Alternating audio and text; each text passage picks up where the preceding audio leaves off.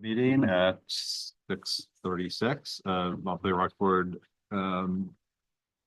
Board of School Directors. And the first order of business is public comment. This is where we receive input from the public on whatever topic the public wants to bring to our attention. It's a listening time for us. That doesn't mean we're not registering what we're hearing, and it's not informing our decision making later. But we don't respond in real time. It's not a question and answer or interactive sessions. And just for the record, we are having a budget presentation. We're having a second public comment after that budget presentation. So if you have questions about the budget and want to wait until then, or if you want to speak both times, please feel free. So that said, anyone in the room for public comment, and then we'll go to, we've got three people. Whoever wants to go first, or if you want to present as a group, if that's what you're thinking, whichever works best. We also have handout. Oh, nice.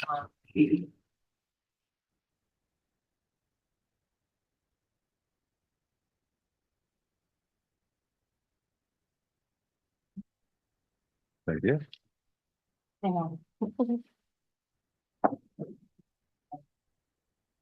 Scott, how's the audio now? Hold on, Joe, 1 second. Just got a note from Scott online that the audio isn't working great.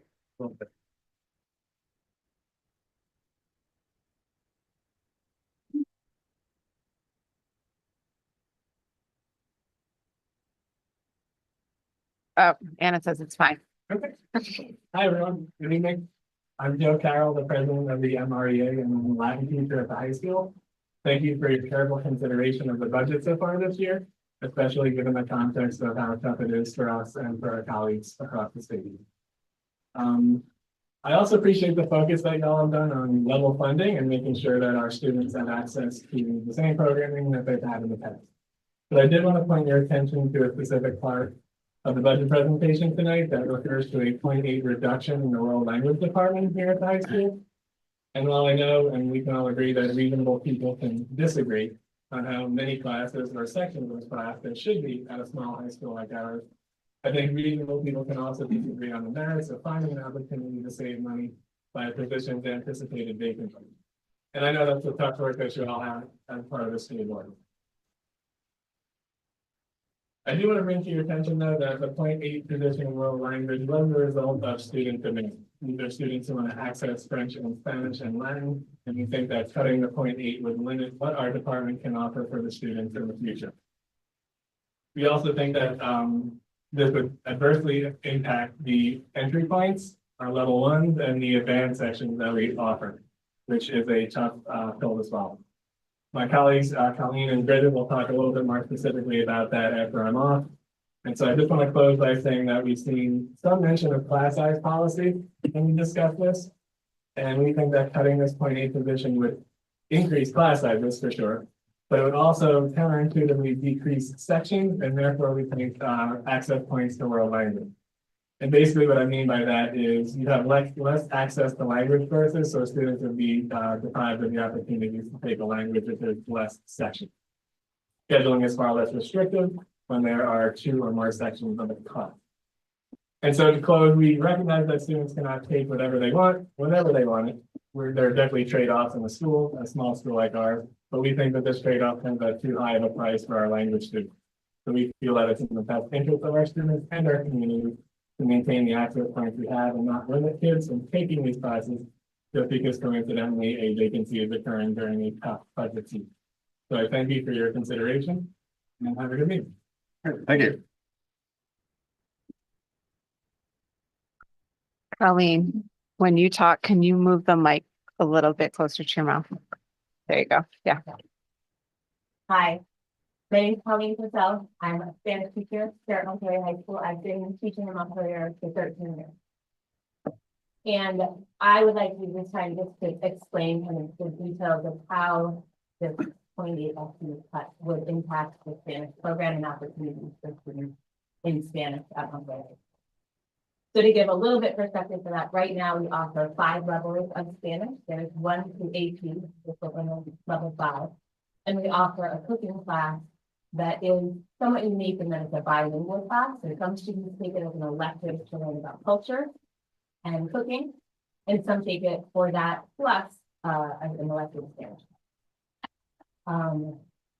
If we were to cut 0.8 FTE, what that would mean in Spanish classes is that we wouldn't offer that cooking class. We would also not be able to offer one of our 2 sections of Spanish 3.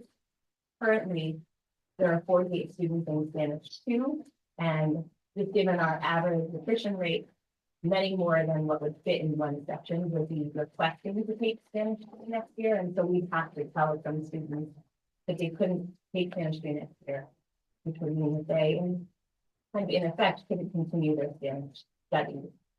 I say that only because if anybody's ever studied a foreign language, you know that when you take a year off of practice, we lose a lot of skill. And so entering back in at that next level would be really difficult. Not impossible, but I've seen it happen for students that learn from a lot. In addition to that, and this is where it kind of gets difficult for me to wrap my head around, we still would have to cut another section of Spanish. And because Spanish is a language that's sequential, we have to choose from one end or the other. So the option would be a Spanish 1 class, B Spanish 1 class, or the AP Spanish class. If we were to cut, let's just go the route of Spanish 1, that would mean that we would not offer a way into studying Spanish for students who, for various reasons, have not had success or had the opportunity to study Spanish before coming to Montpelier High School. It would also mean that here at Montpelier High School, the only way for students to start studying a new language would be to study Latin, which is not to say anything bad about Latin, but just I think that that lack of opportunity doesn't reflect any values that we have here at Montpelier High School. If so, given that, if instead we say, no, we want to keep Spanish 1, then the other option is to cut AP Spanish, which would mean that for students who have invested 5 to 6 years of their academic time here studying Spanish, they would have to be told basically their senior year that they can't continue their studies, that class isn't available for them.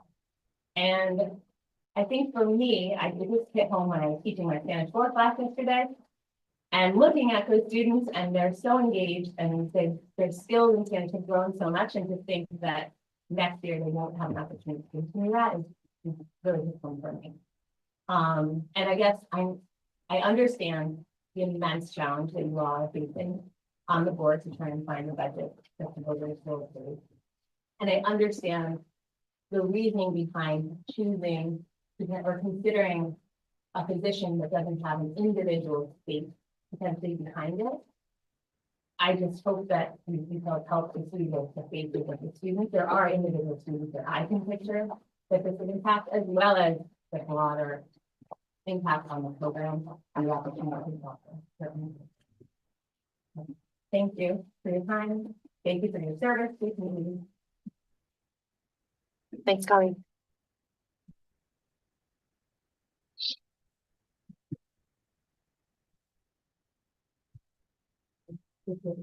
You're good. I'm going to go out. French and Spanish skills. First, I just want to Or at least I thought you were. Apparently you weren't. I want to echo what Colleen and Dara talked about, and all the factors that Colleen has mentioned for Spanish is also true with French in terms of the potential cuts to our program. And I want to point out briefly, some of my students are currently in my Spanish 1 class, a section that we may not be able to consider the first class. In this class, I have students who transfer from other schools, some who came from different countries, some accessing special education, some taking language for the first time, some who were previously homeschooled. And it's a lovely class.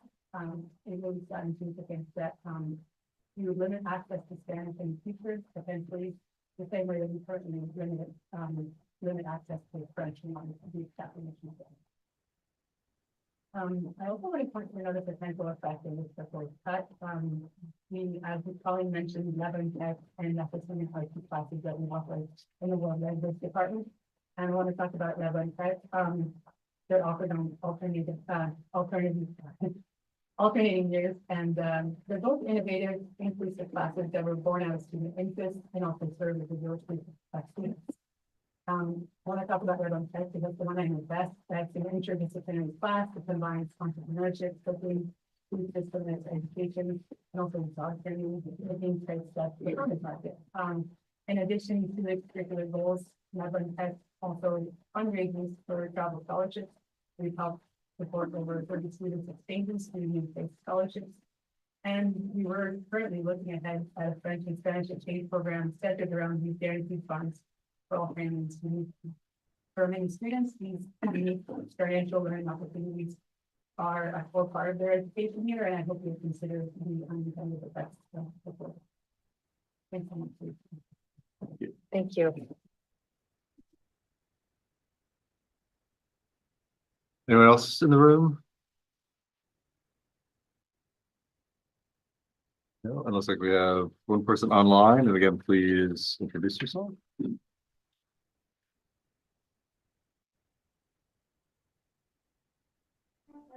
Can you hear me? Yep. Yeah, great. This is Kara Rosenberg. I'm going to echo what Joe and Colleen and Brigitte just said, certainly about being very thankful for all of the thoughtful budget work. I know that this is really difficult for school boards at this point. I think I would love to offer a parent perspective on the proposed French cut. I think that one of the things that I'd really like the board to consider is being really careful about not doing something that's going to reduce offerings that will then drive students and families to look elsewhere, especially when they're seniors. I think that, I'm not a parent who has been very encouraging of early college. Today I had the first conversation of, well, what if there's no French 5? What if there aren't those offerings for me when I get to a senior to do what I think Montpelier High School has always done, which is offer a really challenging, rigorous program of study. And it's really worrying to me if we start to get to the point where like senior year gets chipped away at, because I think that those things like driving what will happen then is then if students start making choices which end up sending their dollars to early college, that's then more money that's then going away from our school system. And so that's one thing that I would really encourage you to think about. I also want to echo what Brigitte was talking about in terms of some of the French electives, which I know best in preserving, the dynamic programming, the exciting things that are happening at Montpelier. And I think there's a lot of great stuff happening. I know Asa has had a wonderful experience thus far. And as I'm doing that, I have not read all of the budget information. I'm sure the arts come up as they always do. And I just want to take this opportunity to say how much I support, and I know a lot of community members support the music program at MHS. I think it is one of the most dynamic programs that's happening. I think that Ali and Sadie, certainly at the high school level, have done an amazing job at bringing back programs that really were decimated through COVID.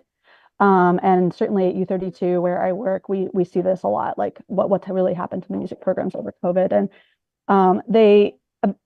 both of my kids are really excited to do music all the time and are really excited by what's being offered there. And so I encourage you to think about that as you're planning for your budget. Thank you so much.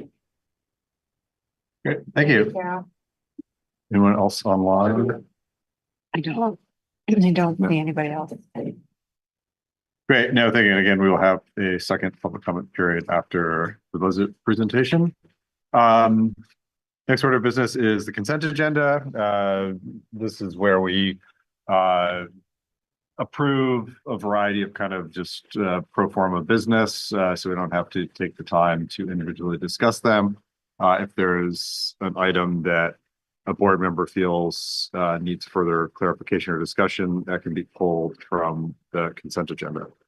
Do I have a motion to approve the consent agenda? May I ask, point of order, we have to add something to the consent agenda from Do we? the announced tuition item, or is that its own item? I think that's its own item. On the consent. Okay, You see it? So, now I do. Okay, apologies. I move we approve the consent agenda. Do I have a second? Second. Any discussion, questions? All's in favor? Aye. Any opposed? Consent agenda passes. Um.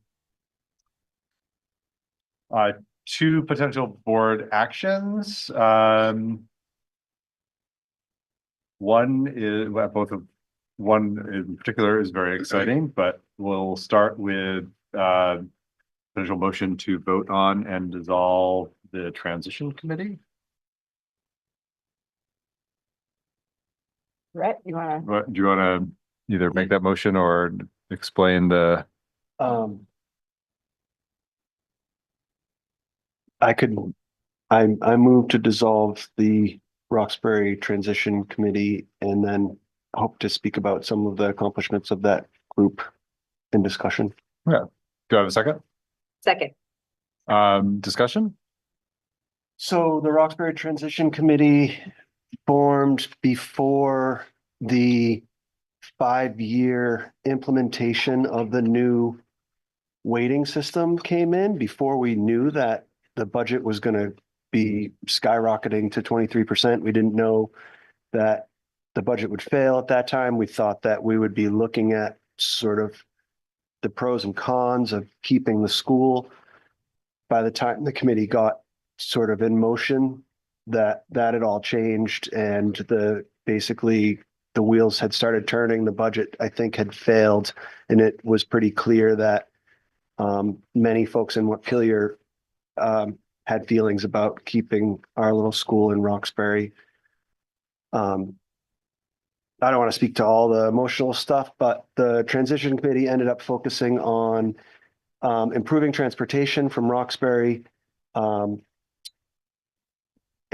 an after-school program. And so we were ultimately able to make recommendations, or sort of work with Libby to make recommendations to have 2 buses coming out of Roxbury. There's an East Roxbury bus that goes up 12, and then there's a Roxbury Village bus.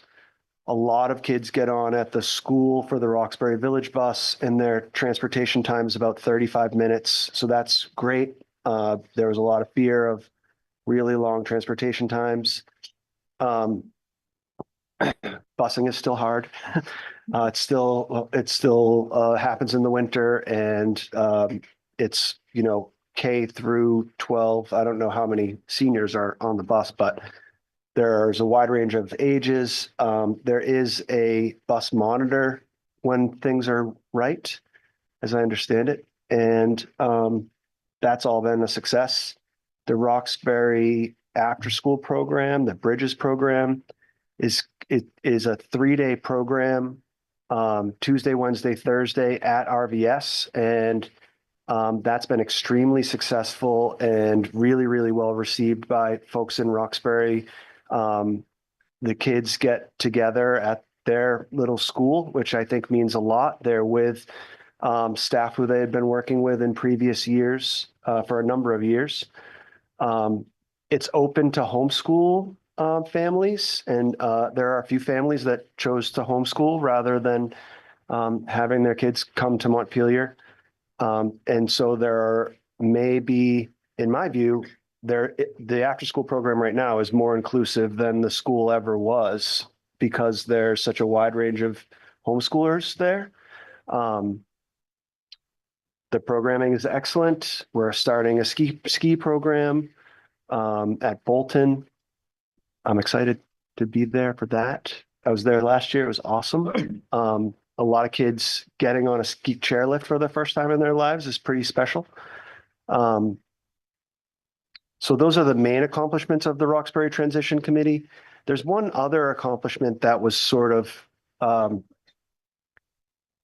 incidental to the makeup, which I think was also really interesting and helpful. There were parents, there were teachers, there were administrators, and there were board members. And that allowed a lot of dialogue with a lot of different groups in a setting that could be counted upon, not the formal public comment of our board meetings, which doesn't allow for dialogue, essentially.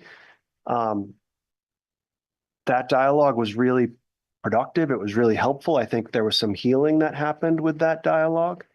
And Lynn and myself and Scott feel like that model might be something that the board might utilize if other really big out of the norm things happen. Say the high school floods, or I have no idea, any kind of catastrophe. That model was really nice. It was really nice to have people communicating across those. I think there were community members without kids in the schools as well.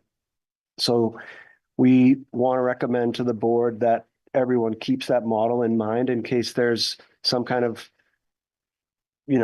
drastic changing of school funding, or, flood or fire or earthquake or any of the other things that can happen. Yes, pandemics.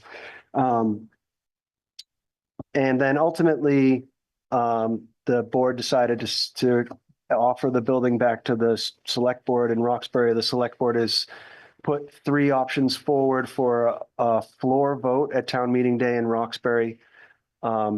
Essentially, one is to consolidate the municipal buildings there. One is to not accept the building.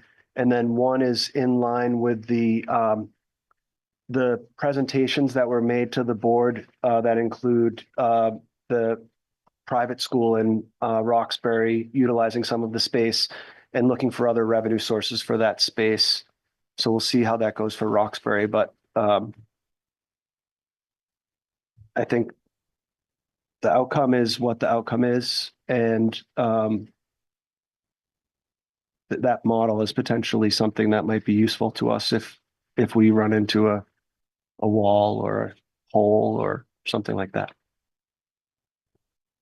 No, thank you for that perspective, Brett. And I also just, for further discussion, want to thank you and Lynn and Scott and all the community members who served on that, as well as the members from the faculty and staff here, district-wide. A lot of great work was done, and it was a tough issue, and a lot was thrown on you. And I know definitely a lot of tough emotions, but I also want to acknowledge the kind of the great work and just making sure the kids were very welcome. And it seems like so far this year there's been it's been a very welcoming environment for all kids at UES, and I think that transition committee was part of it.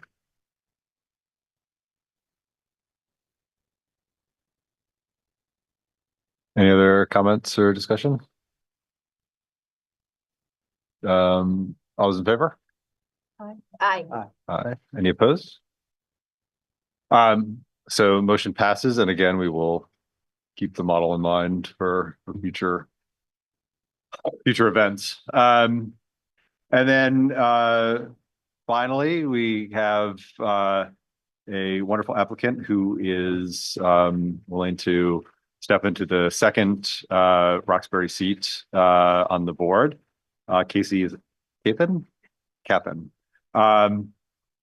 Do you want to come up and introduce yourself? And I just want to say, normally we have executive session before we appoint. I'm not sure it's necessary tonight, but if people want to go into the executive session, we can do that. But I think we could also probably skip it as well. All right, I'm Casey Cochran. You've all seen my letter and have some perspective on why I'm stepping into this role at this time. I do have the intention of putting my name forward for the county election as well, and continuing this beyond just the next few months. But I've lived in Roxbury for the past 11 years. I've got 2 kiddos, both at UES in 2nd through 4th grade.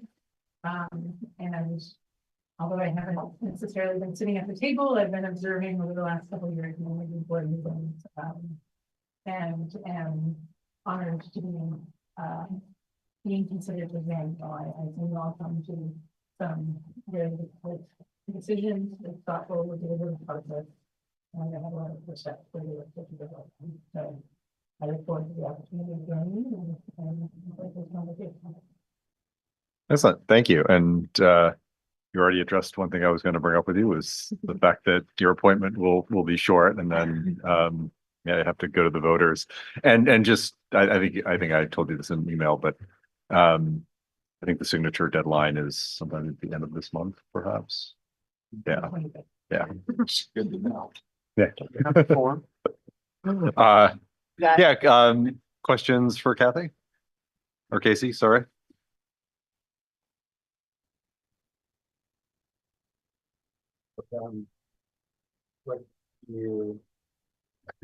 What's your day job? And I work for the state of Vermont. I'm in the Department of Environmental Conservation Site Management section. So Good, we don't have representation from that section yet. We No, have one from many yeah. others, but.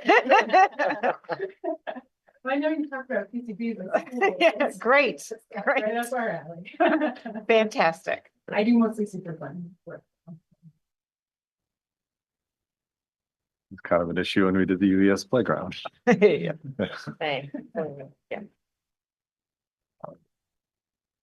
Other questions for Casey? No. I would definitely entertain a motion to appoint her. I move we appoint Casey Cathan to the second position of Roxbury representative to the Board of School Directors. Do I have a second? A second. Any further discussion? All those in favor? Aye. Aye. Congratulations. Thank you. You are, Thank you. you cannot Thank you. vote until you get sworn in, but you're certainly welcome to either stay in the audience or if you want to pull up a chair and join us here, whichever. Thank You are. Yeah. And just as a reminder, it looks like Rhett, you need those, or you need to Yeah. one up. Jake, you do too. And Tim, I think just one last year. and that looks like it. How many years is each of us to put on the form? Two, or I mean- some are two, some are three? Everyone is, a full term is 3. I think Tim, if he chooses to run again, is running for a partial term unless he wants to wrestle Jake for the full term. There's a split term in Montpelier. It's the remainder of, unless are you Yeah. at the, are you at the end of, like when we appointed you were at the end of, oh, I thought I ran for a 1-year term last year. okay, that's right. I think. Yeah, I thought we appointed you, but you ran, so it will be, yeah, so it's 2 full terms. Okay, all 3. I thought you were mid-session, but you're not. Yeah. Okay, yeah, so it's a full term is 3, so, and I know, Rhett, you definitely have not been appointed into a, been here for the long haul, so, yeah. No, I was confused on Tim, but you're definitely full term and it sounds like Tim is too, so 3 years. No need to wrestle.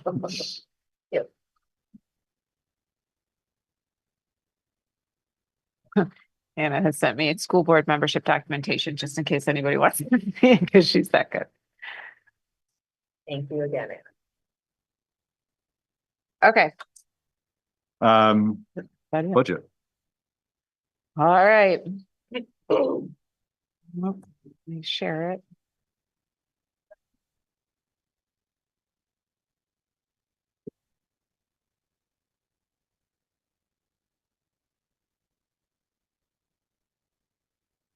Okay, so some of these slides, I'm sorry, I'm seeing some of these slides you've seen before. Just as a reminder to always put them in front of our community members. Tonight, very similar things. We have shortened this presentation though from what it has been before, and I'll run through the beginning pretty quickly. Could you collapse the pictures on the screen? Thank you. Thank you. Yeah, better. Okay. So just a reminder of the board's focus is academic achievement for all students, safety, inclusion, and belonging for every member of our community, and a commitment to open communication with our community. Just a whole list of resources in case anybody has not seen any of these just yet. And a reminder, just because I think it's really important that that the school board is voting on our particular budget. However, the way education finance, it's one system in the state and we're all putting money into a big basket. and that everybody gets whatever they ask for. So other districts do impact our tax rates as well. And again, you've seen this before, just recommended priorities. We want to maintain resources for effective MTSS model and SEL and academics. We want to abide by the MRPS class size policy and the EQS, as well as research-backed guidelines for staffing levels, allow for professional learning and equitable and inclusive classroom instruction. We want to sustain our safe facilities. We want to ensure continuation of our co-curricular activities and develop a budget that's fiscally responsible for our taxpayers. And finally, these are in no order of importance. However, I find this one very important. Protect the services dedicated to our most vulnerable children and families. We know more now than we did 2 weeks ago, 3 weeks ago, whenever we had our last budget meeting. With the vacation, it seems forever. We have version 3 of our long-term weighted ADM, which may be the final version. Looking at Christina, she might know. She says no. So we're not sure if that's going to be one more version of long-term weighted ADM. We have an estimate of the dollar yield, but a reminder that that dollar yield is not set until it is set into law in late May, early June. We do know our cent discount. We know our CLA, which has changed in this budget round, which we'll get to. From the revenue side, we're still not aware of our EEE grant, but we know our transportation aid, and the board has given us indications of what we want to put into the budget. However, that's still up for discussion for the board. From our fund balance. We don't know in terms of expenses. We're still in negotiations with both our teachers union, which is the MREA, and our instructional assistants union, which is the MRE-SSA. We are currently in contract negotiations with them. And we do know our career center 6 semester average at this point. So there's a lot more knowns now than there were the last time that we all met. Christina, take it away. In this draft, the education spending is set at 7.74%. This is a 0.25% decrease from the previous draft. The equalized pupils also decreased by 2.81. And earlier today, I found out they're going to further decrease by 1.32. That's not version 4. It's kind of a version 3.1. So we're just waiting for all superintendents in the state to certify the data, which is a new process this year. So we have about 10 districts statewide that have not certified, and then we'll get version 4 and hopefully the final version. There has been no adjustment to the yield and a small increase to the CLA. We received those letters from the state last week. With these factors in place, Montpelier would see a decrease in their tax rate of 3.01%, and Roxbury will see a decrease of 6.02%. That's a decrease in the tax rate from the current year. Next slide. We can actually skip right to the next slide. I'm just going to talk about the changes in the budget from the previous draft. The 2 programs that have changed since the last time I met with you and presented a draft are general education, and this is where you'll see the reduced FTE, the 0.8 that was referenced earlier in the meeting. And the second change is under student support. Our community liaison, we increased to a full year position. Excuse me. Those are the only 2 changes. The next slide is just a different way of looking at our expenses. So here you can see the salaries, benefits, professional services. The next slide. For the revenues, the decrease in the expenditures decreased the amount we needed for the education spending grant. So the top line is the only line that changed here, and it decreased. And the next slide is the long anticipated slide. What does this all mean for our taxpayers? So here we demonstrate what the property tax bill could look like if everything stays the way it is now. And those are the decreases that residents would see. Any questions so far? I feel like I'm kind of moving a little fast, so. The next slide, the only change here, the CLA went up just a little bit. went from 127% to 0.72. So this is second homes and businesses. Nothing's changed on the capital plan. I just wanted to include it because there was some discussion at the last board meeting about what we're contributing to that. Christina did talk to our lawyer to find out if the capital plan needs to be a separate warning like we've done in the past. And it does not. We found out that it does not have to be a separate warning. So, Yeah, so that article will come off your warning. and yet still included though in the budget as of right now. Right, it's still included in your expenses. That's why it doesn't make sense to keep it as a separate article. So it's already built into your expenses, just like your transfer to the food service fund. And the next slide is the fund balance. We've maintained a $400,000 transfer from the fund balance. In the next exercise where we use the interactive chart, I can demonstrate how reducing or increasing that transfer affects your tax rates.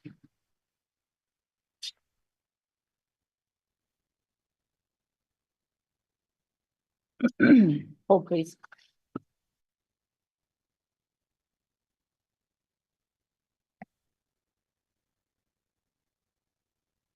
Yeah, go for it. Yeah. Go for it while I'm pulling this up. On the capital plan, we planning in FY 26 to replace a lot of windows, a UES and MSMS. I think that's a conversation that we want to have with the board, particularly the facilities committee. Okay. Yes, that is the plan. The question is, how do we do it financially?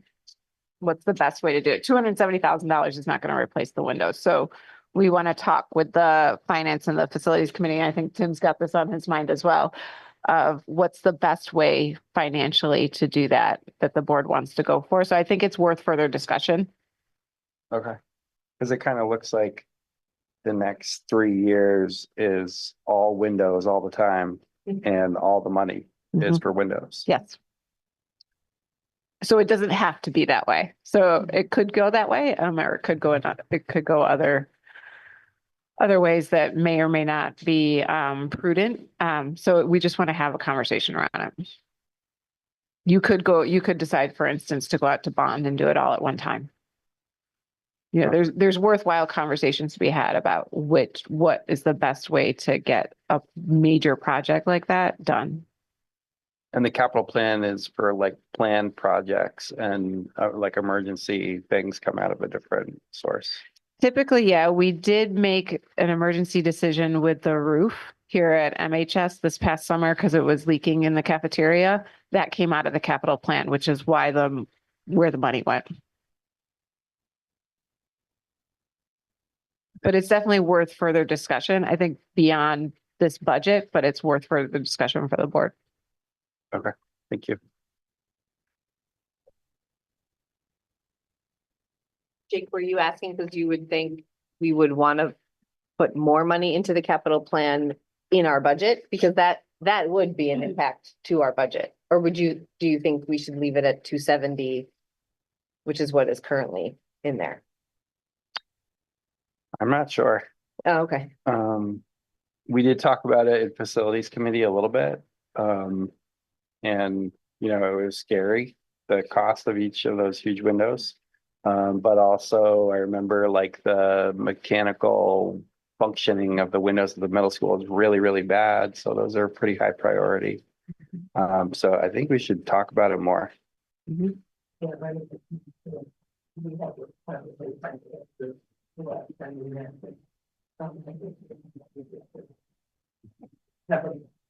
Thorough conversation about where we're going with repairs and maintenance and all of that stuff.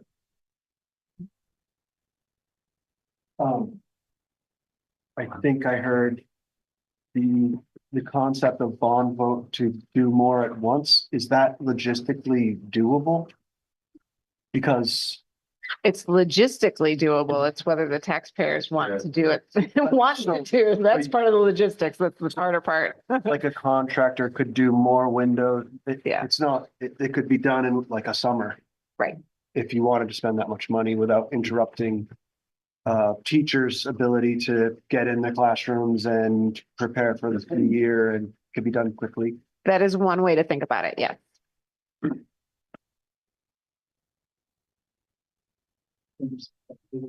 This budget, I think the issue is whether, any funds that are currently in the budget, like when I go on the capital and we talked last time, and I would be interested in the exercise, Christina, that you have pulling the fund balance transfer out the $400,000 and putting that towards the capital plan, because the capital balance at the end of this year is pretty much nothing.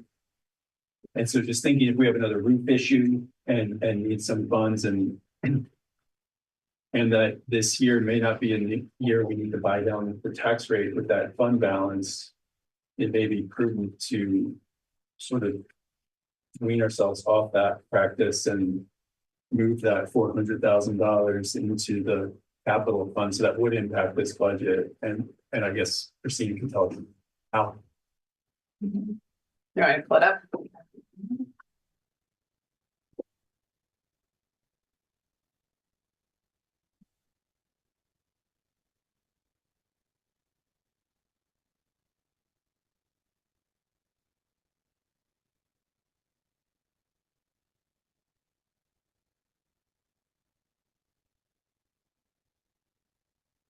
For wanted to just first demonstrate adding an additional 400,000 to the capital plan. First exercise I hear.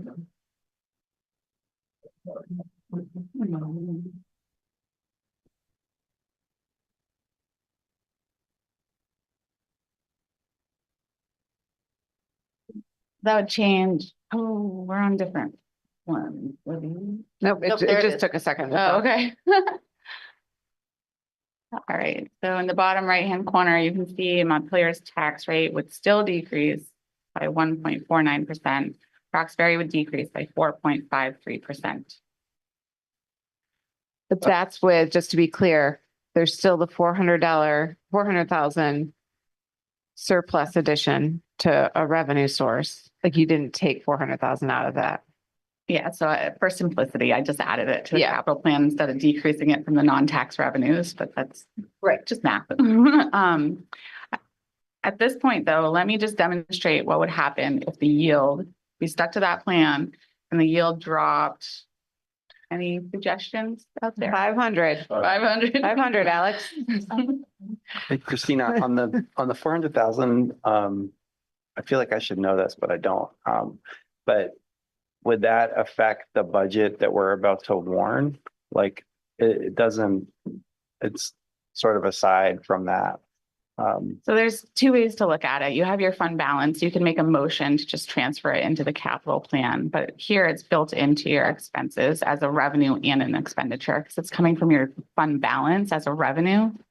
It's an offsetting revenue right now. Yes, yep. So So like it doesn't technically affect your tax rate. our tax rate, From it would, the other. If it's an offsetting revenue, so you have that money in the bank.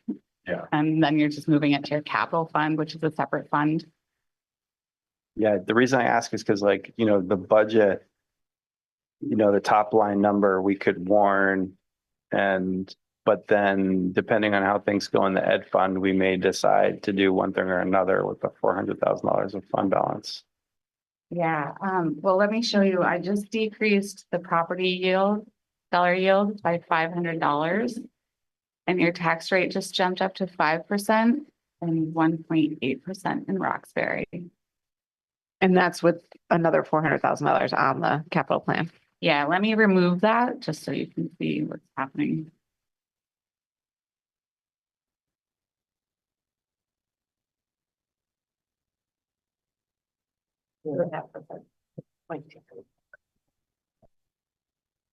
This still has the $400,000 of fund balance transfer into your general fund. About that is whatever the dollar you'll end up being, it's about 1.5%. For every $500. For the $400,000. We're in the way. That's the difference. From having $400,000 without. Yeah.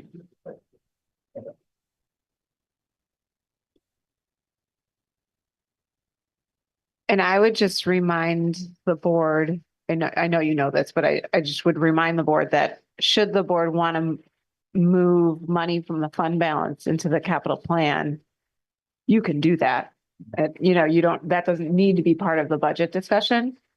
You all can do that at any board meeting with a motion. And you can take action on what to use your fund balance for outside of the budgetary process.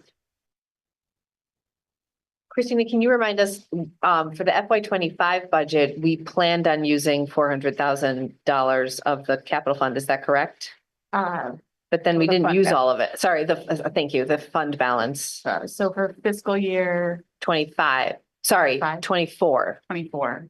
The one that has already ended, not the one that we're in. So 24. So we budgeted 400,000 and I think we ended up using 241,000. Okay. But then for 25, we started at 400 and we increased it to something or other. Six, maybe, For 475. But let me, We I talked don't- about six. We did talk about that. Yeah. Okay. let me just double check on that one.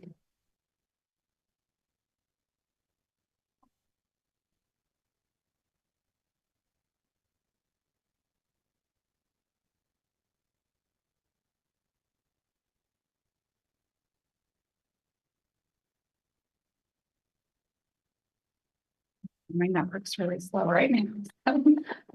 Okay. All right.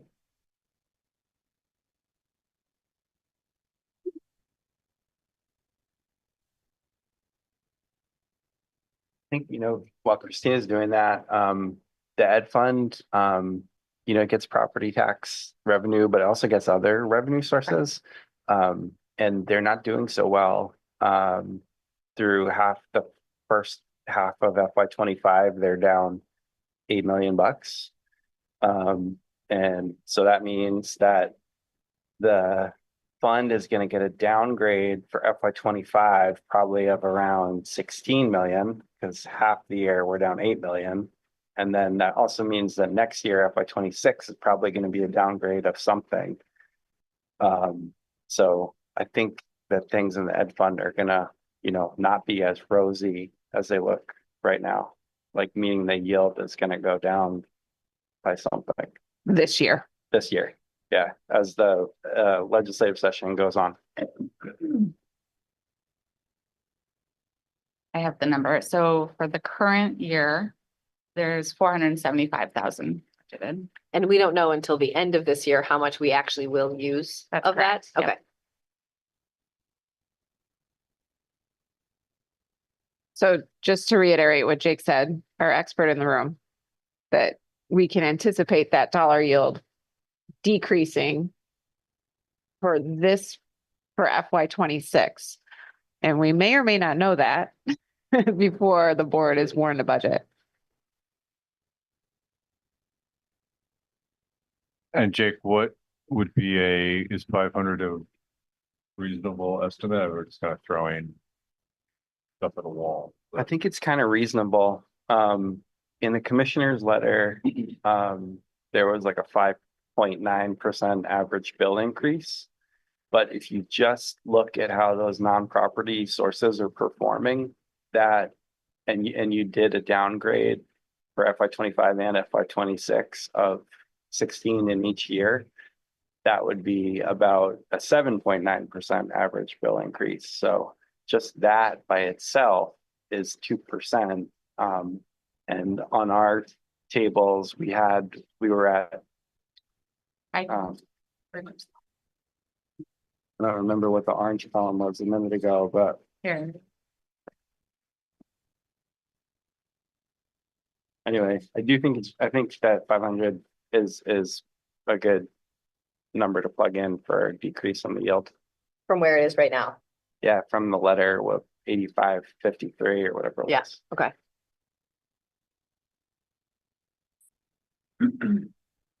Okay, and that's what you have in right now is a decrease from what we currently know, Yeah, of $500. yeah. So 8,053 instead of 8,553. Okay. Just worse, I mean, a worse case, or I can't say worst case, a worser case, a badder case scenario if it decreased by 1,000. So can you decrease the yield by another 500 just so the board can see what happens without us touching anything else? Then all of a sudden over, like without doing anything, just in case it drops that far, Montpelier's tax rate would be a 10.72% increase and a 7.29% increase in Roxbury. And so that's simply from the dollar yield with no other difference here. And just to remind, the board already knows this, and I know most members of the community knows this, but the board has no control over the dollar yield. So that's just, I just feel like I need to say that over and over again. And you were saying our equalized pupils, that's not final. Will we know that by January 22nd? Probably. I think so. Yeah. But We're a little more certain that that number is near where it's gonna land. Yeah, in the last two versions, Montpelier hasn't changed much, so. and So- that one doesn't really impact. So Christina, can you add the 500 back into the dollar yield? Add the 1,000 or the just. Just another 500. Let's just assume that it's going to drop 500. And then can you drop our LTW ADM by, I don't know, 5 students? Just so the board can see what that impact is. Yeah, it's not that. It's big of a deal. minimal. Yeah. Yeah. So, the fact our LTW ATM is pretty good to go, I'd say, because there's such minimal change on our taxes.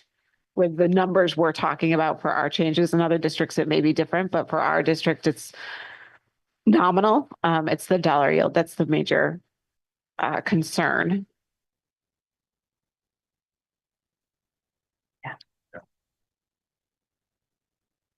Since we had public comment on this, I had 2 questions about the 0.8 FTE. Do you have an idea of how much that is as far as a dollar figure? And also, am I understanding correctly that we did not have that position filled for this school year? No, we did have it Oh, filled we for this, did. this Okay. school year. It must be about $80,000, right?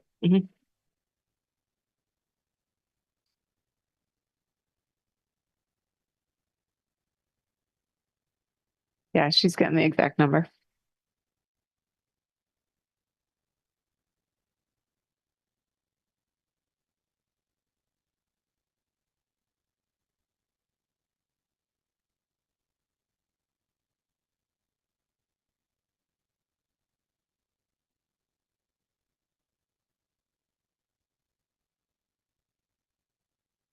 Does the class size policy apply to foreign languages? Yeah.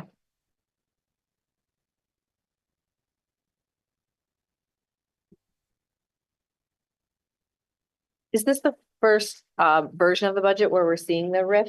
Yeah. This is, yeah, it wasn't before. Okay. What motivated it? So the board, we had a discussion and I believe our last meeting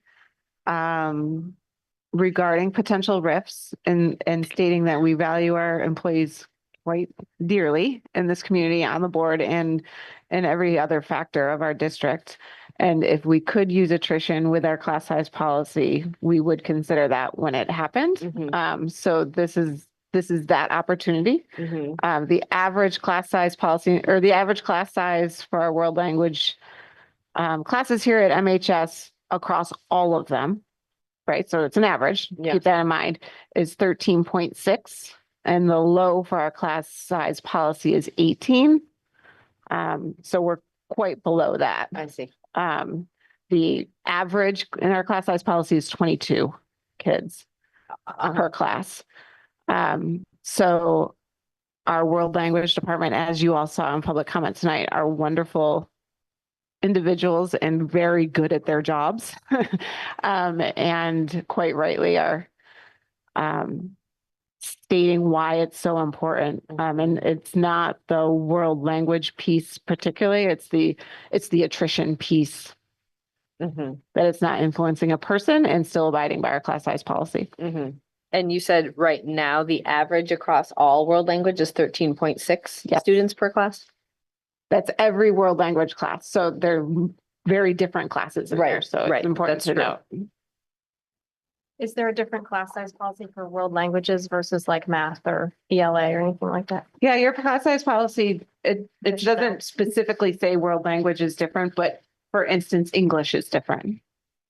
Written composition, I believe is what it, don't quote me on that, but it's something around written composition is different.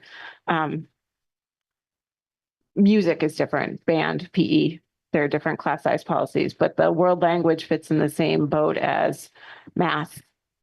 I believe the sciences, other content areas like that.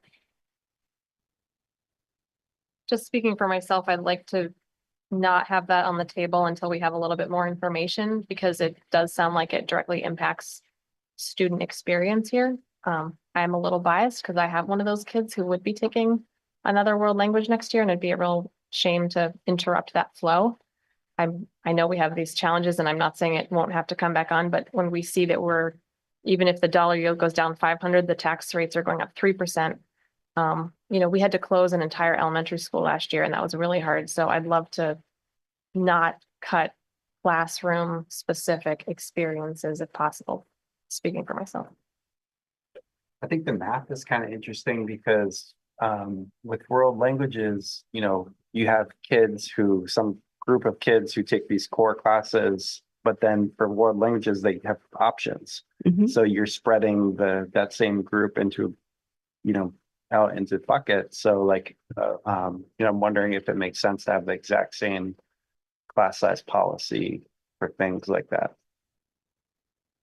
It's a good question for our policy committee to undertake. And how many languages are offered at the high school? Right now, we have 3, Latin, French, and Spanish. Okay, thanks. The savings on the position is roughly 87,000. And then, just so we can see the math, if you put the 87,000 back into the general budget, what does that do?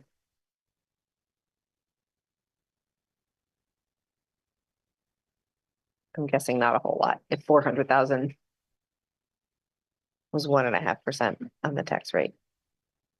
So it went up like 0.35. In what,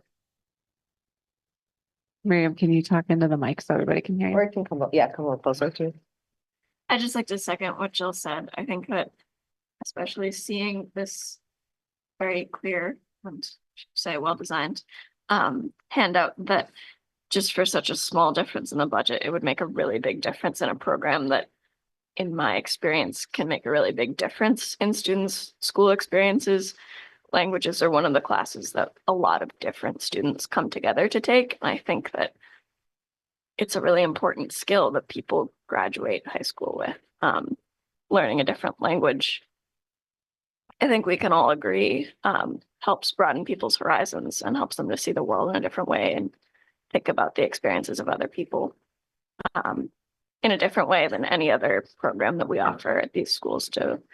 And I just think for a small reduction, this is going to have a really big impact on a lot of students' access to these programs. I mean, I've admit I'm a little hesitant to put it back in as much as I appreciate all that and definitely appreciate the great work of the teachers. And the program. I mean, both my kids are in it and have benefited from it hugely. I think anytime you're reducing numbers, you're arguably reducing options. I think that argument is always going to be there and it's always going to be compelling. If we are really going to use attrition as a way to reduce costs, and we can do it in a way that's strategic. If we put that back in next year from the same position, it's going to be a face. It's going to be a person. It's going to be a person depending on that for their family. If the administration thinks we can continue to, meet the needs of students with taking advantage of the attrition, part part of being in a tough budget situation is making tough choices and being disciplined about that. And I think we should be careful about, when we have an opportunity that our administration identifies, kind of by the criteria that we ask them to identify it by. Unless there's really compelling reasons to not do so, to not be disciplined about that, because, as we had last year, it was a lot harder to do something like Roxbury quickly than to, be a little more strategic and long-term and how we cut costs. Because again, if we're in a tough situation next year, that 0.8 is going to be someone who's using that paycheck for their family. It's going to be a tougher choice. Well, to be clear, that 0.8 FTE is a person who I see around the school all the time and does excellent work teaching people French and Spanish languages. My understanding is it's a vacancy that Will be a vacancy. will be a next year. vacancy next year. I think it's an important specification. I also would like to echo what Miriam and Jill and all of our wonderful language teachers have said. I think a bigger thing that they might not have mentioned was in this well-organized table here, with this 0.8 FTE, it would mean that colleges like to see 3, usually 4 consecutive years of a language, and that would be difficult if the student's only choice was to come in and take Latin 1 their first year if they didn't have any prior language in middle school. And if the Spanish 1 is cut, it makes it hard for students who have different choices in middle school and have other classes that they have to take and don't have the same opportunities. And as someone who has taken multiple languages at this school for almost 4 years, I've loved every minute of it. And I was lucky enough to have the La Cocina option this year because I completed AP Spanish last year. And without that option, I couldn't have completed 4 years of Spanish at this high school. And I really hope that we can, like Jill said, consider other possibilities before we put this into the budget, because despite what Jim is saying, this does have a big impact on not just the teachers, but the students who rely on languages and connecting with other peers that they don't necessarily have in their core class. I guess where I would push back on what you're saying, Jim, is I don't see this as strategic because it's $87,000. Is that correct? Okay, roughly $87,000. Close enough. Who knows? My main takeaway from all these budget presentations is, do we know? But for $87,000, there's just going to be such a big change in this language program. And if we're really talking about prioritizing our most vulnerable and underserved students and trying to make sure that everybody has the same opportunities when they graduate from this high school and can go anywhere in their life that they choose to go, languages are really important. They might not seem that way. But like Amani was saying, if students choose to go to higher education, those schools really prioritize seeing languages. And it's going to be very difficult for students who come in from a different middle school, students who are homeschooled, like my French teacher, Brigitte Savard, was talking about earlier, to access these programs and to get those years of language that are going to help them get into college. And for students who are not college bound, these classes are really just as important. They're helping those students see the world in a different way. I think that is a very large impact for $87,000. I understand the need of our taxpayers to keep these tax rates low, but I don't see this as strategic. I see it as a really, really big impact on our students' experience for a relatively small amount of money. I think the point here is that the board has talked about trying to find ways to save money for taxpayers. And one of the ways that we've agreed is a reasonable way to do that is by looking at natural attrition and what that can mean to the budget in the future. We have a lot of people in the community that are they're telling us they're being taxed out of their homes. And when we have opportunities to find savings through natural attrition, that's what the board has talked about doing. Negotiations occur with our unions. Unions want raises. If budgets fail, then that means a lot more than 0.8 FTE through attrition. If the teachers want raises, that means more taxes for our constituents. And if budgets fail, then the only way to make cuts is by dramatic cuts of real people that everybody's loving all the time that are here. This is not that. Yeah, I mean, we're just in a tough position where every position is valuable and every position gives more options and all the subjects are important. I mean, it's important that students have as many options as possible in math and science and English, and every person we add is more options in every subject. I mean, my feeling is we have to trust the administrators that they can give the students the choices they need with the staffing they're recommending. Yeah, I mean, I don't like to eliminate options, but we do have, we have a population that's paying a lot, and I'm sure if there was a cut in another program for attrition and the administration thought it made sense, we would be hearing from that department some very similar things. And I think it's a bad habit for the board to get into, to let that drive our decisions. So I'm the director of property tax in my day job, so I'm very well aware of the pressures on spending and property taxes, probably as much as anyone. My point was just simply based on what I saw tonight, I don't see that. I understand it's something we'd have to keep in consideration, but it doesn't feel like something we should commit to, because what I've seen here is sort of our worst case scenario is a 3% increase. I'm not seeing that we're at the point that we should be cutting direct instruction yet. That was my point. We were pushed really hard last year, and even so, this budget still went down, and we still closed a school. And I think one of our other values was to try not to impact direct instruction for students. That's why I asked the question, because I didn't understand how a vacant 0.8 was going to impact the schedule in the point that it would actually lose entire courses.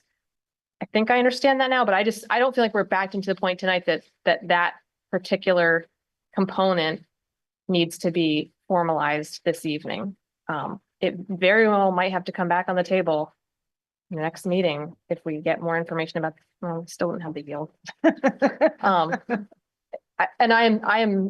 I hope that I've proven over the years of the board, I definitely do not question the administration's position. And yes, I was heavily influenced by my daughter's experience and the fact that she and a lot of other kids very much do have these things help them get into college. And so if we're cutting an AP course, I understand, again, death by 1,000 cuts, but I just don't feel like we're in the position right now that we need to be making direct classroom instruction cuts. We very well might have to be, but what I saw when we first started was that there was going to be a tax decrease.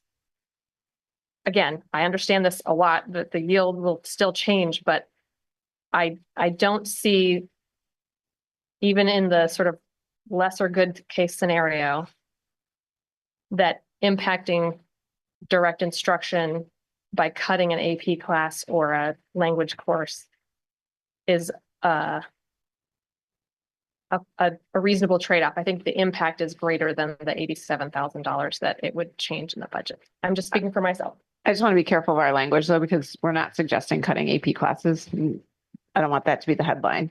So what the World Language Department very thoughtfully presented to you today is the scenario of this is what it is now. and using what is now as a reality changes without having any conversation, I don't believe, and correct me if I'm wrong, please, with what it could be if we had 0.8 less, right? It was just looking at just taking that 0.8 out.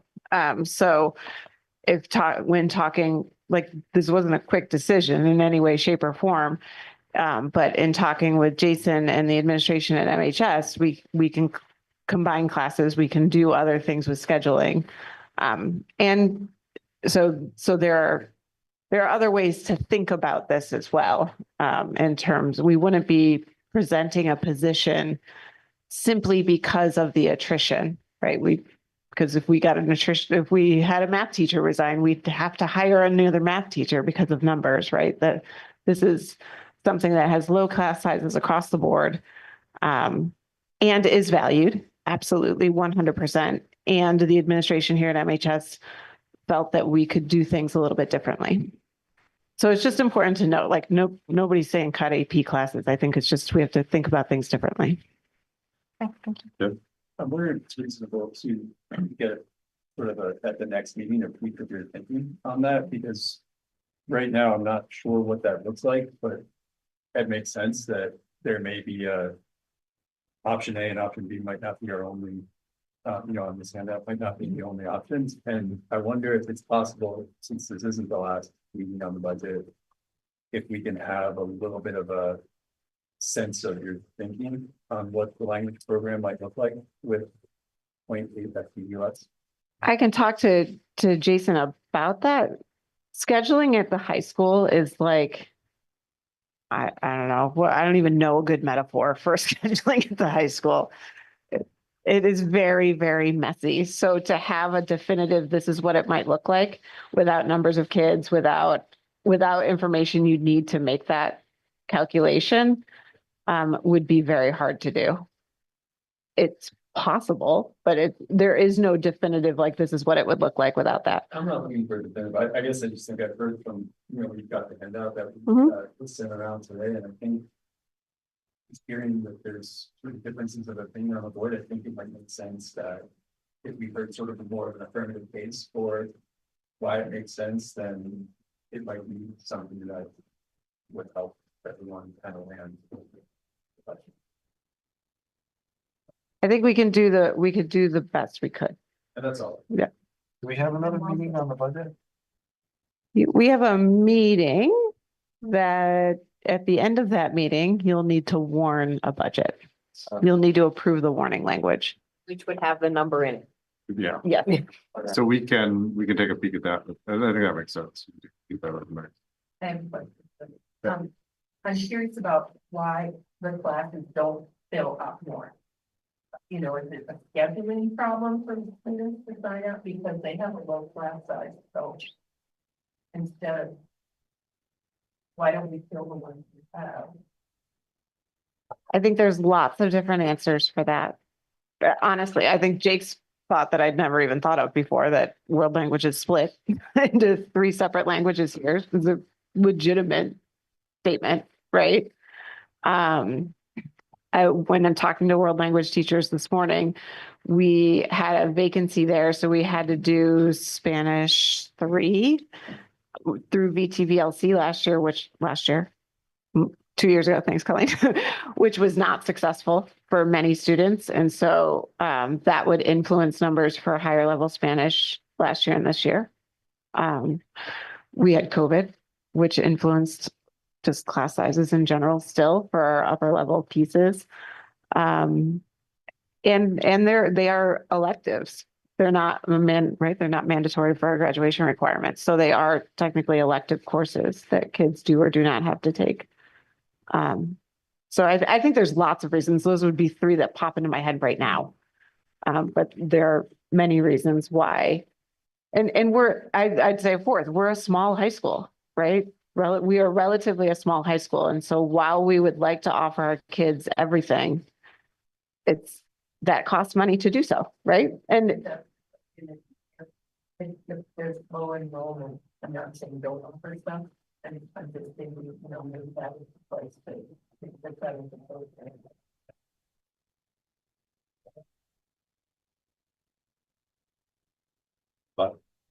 Yeah, Lynn, I'm glad you brought that up because I was gonna go back to what Jake had said about the class policy thing, which I learned too. I don't understand why language would be in the same like department as like math or science regarding like the average size, considering that, you know, everyone is required to take an English, a math, a science, a history, but they're not required to take language. But the people who do take language are like split in three different ways. Some people double up, some people take multiple, but it is interesting because you're taking, let's say, a whole grade, 80 students roughly, who all take English in like 2, 3, 4 separate classes into 3 different languages.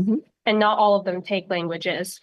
And I think it's interesting because going back to what Libby was saying about COVID and the VTVLC work 2 years ago, going back to when I was in middle school, 7th grade was my COVID year and 8th grade was still COVID. We were in pods. And I think that really affected the years that came for students taking languages. Like plenty of people in my grade took languages, but not as many people. And I think more and more recently, people aren't as encouraged to take a language. And I think from my AP Spanish class, were we like 18, 20? We were a big class. Yeah, 18 or 19. And then this year it's much, much smaller. And I think that happens with COVID, with people having a falling out with a failed like online attempt and things like that. And I think that's really important to point out because with the potential to not have a Spanish 3, a second Spanish 3 class next year, that will mean that people are not able to continue taking that course, which will mean that they lose language skills and have to start again the next year, or they will no longer continue with that language because they weren't able to take it through MHS. I know that VTVLC courses are not cheap, and when the school can't pay for them, that is extremely hard for students who want to continue languages but have barriers that stop them from doing it.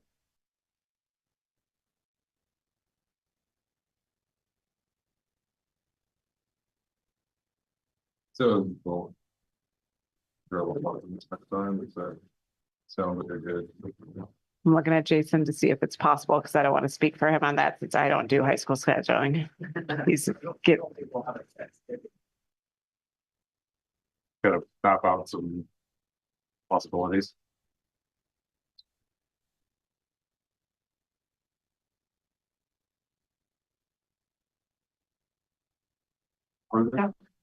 Yeah. Are you all set with me? So any Move on. other questions?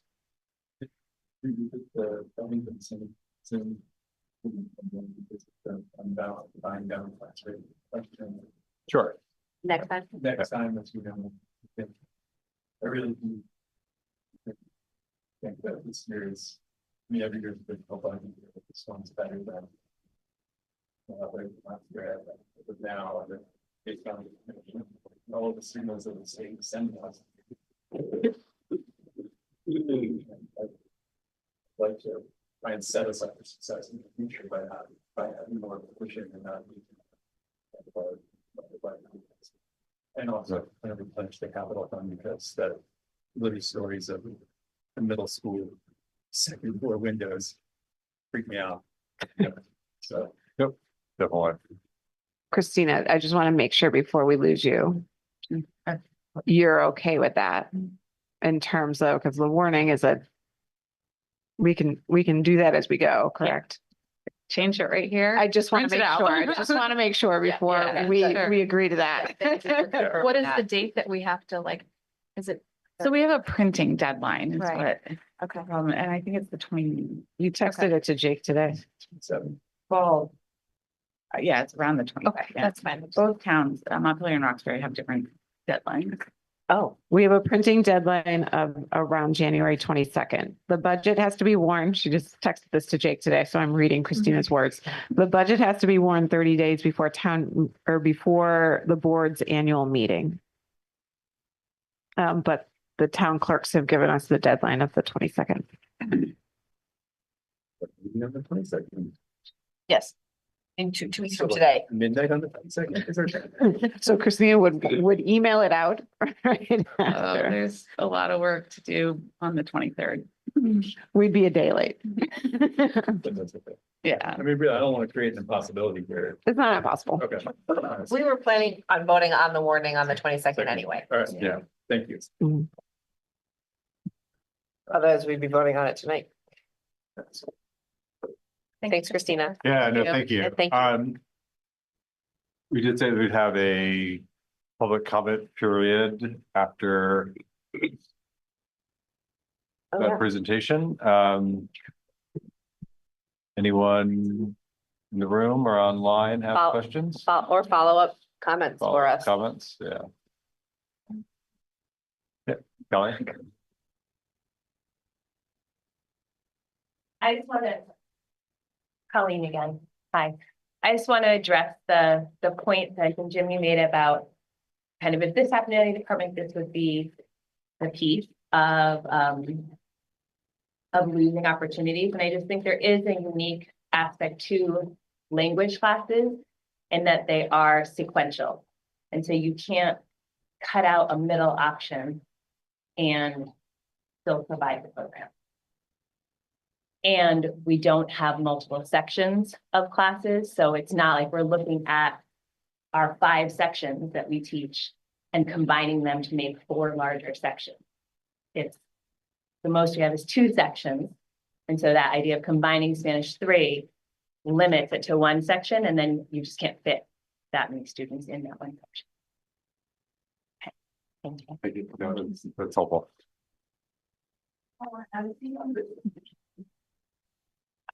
You're fine, Bridget. This is what this is I know, for. I know, You're but fine. I could nerd out about this. I'm trying to just keep it simple. But I'd like to say, just to answer the question specifically about why are the class sizes this way? Nationwide, the attrition rate for language programs every year is about 50%. So that means if you want to have a senior class with 15 students in it, you would have to start with 120, right? So that's because 120, then 60 the next year, then 30, then 15.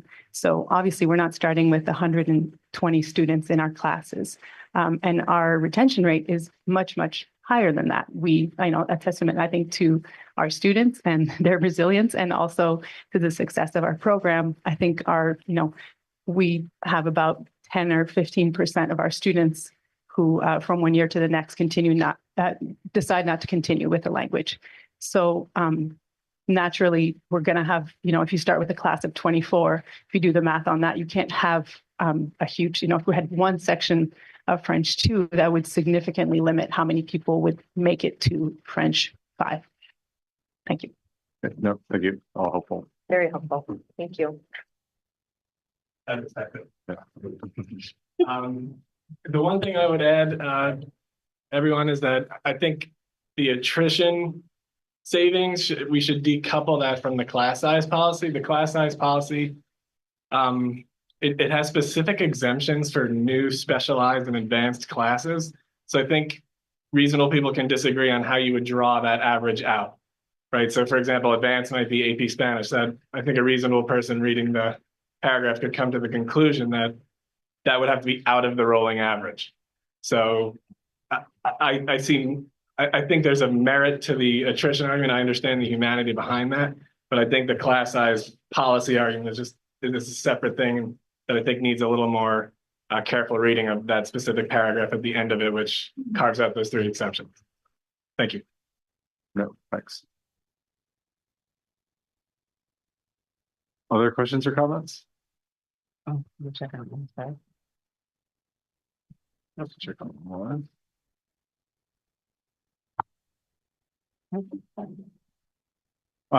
Well, we were actually right on time. Thank you all for being here. It's rare that we are on time, although I thought there's a possibility it might be a bit early, but that never happens. Yeah, so we're very fortunate to have several members of the Washington County representatives in the legislature. And we just wanted to have a forum for us to discuss issues that impact the district. And obviously, this is a very, I think, pretty fluid and critical time for that statewide as we're dealing with declining student populations. Last year was a very tough budget year. This year appears to be a little better, but it's still not flush, and it's also I don't think there's a lot of stability right now in some of the numbers. And we're probably looking at a few more years there, and really, I think wrestling statewide and district-wide with how do we provide just what we had, the discussion we had with the World Language Program, those type of enriching opportunities at our schools for students while we have declining school populations in a state that very much likes small districts and small schools and local control for a very, very good reason, but also I think we have to be honest that that's an expensive model to upkeep and maintain. And there's just a lot swirling around, all of that, how we finance our schools, how we structure our districts. So wanted to have an open conversation. If you all want to come up to the table or pull up chairs. I think it would be fun to have our legislatures in front of that mirror, in front of that microphone like I do. Yeah, exactly. And thank you all for Good idea. Yeah. carving time for this discussion. And I know that you're For these gentlemen. Very nice. Wooden chair.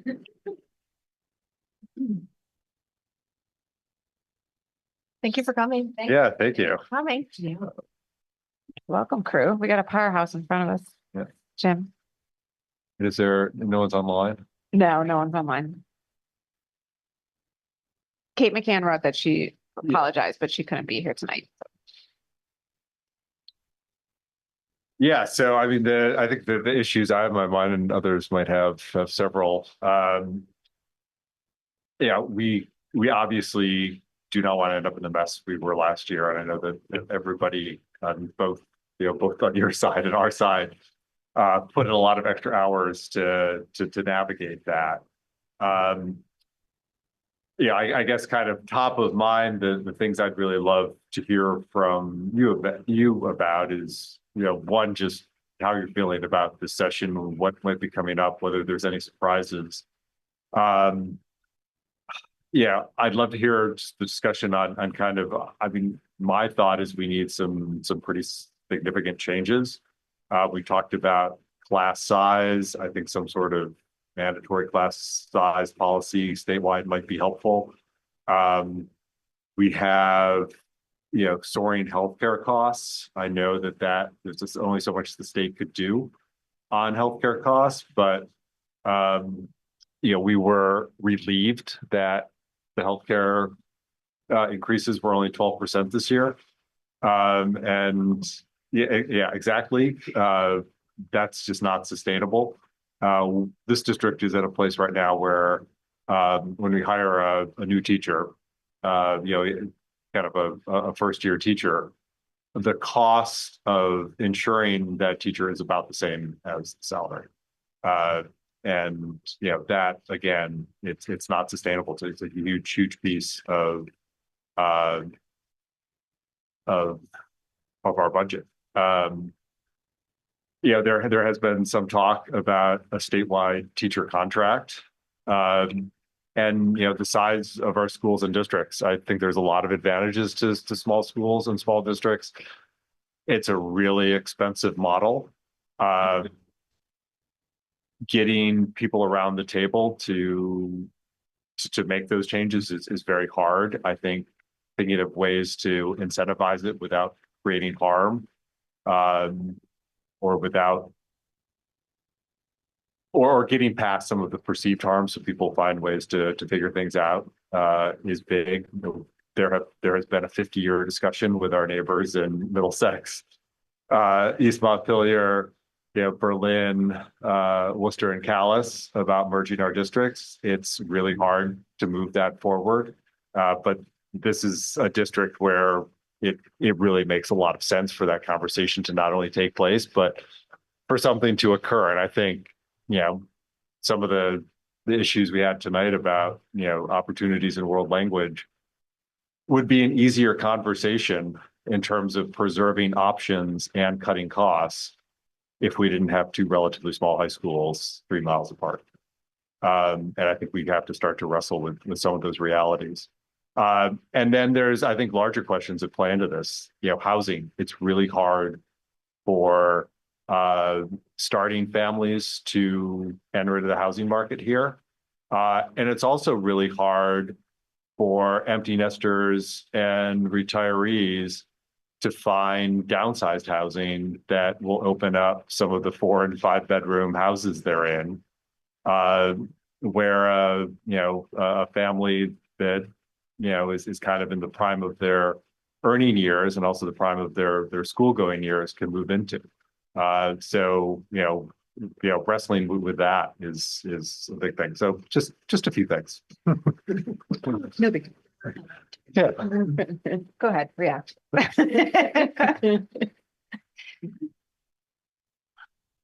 I can give you my reaction, which since both health insurance and property taxes are in the jurisdiction of the finance committee, and as of this morning, I'm relatively sure I'm going to be back there. Congratulations, I I think. think, I'm not. yeah, my reaction is absolute terror. I'm on the commission on the future of education. I think the one thing we know is that there is no simple answer.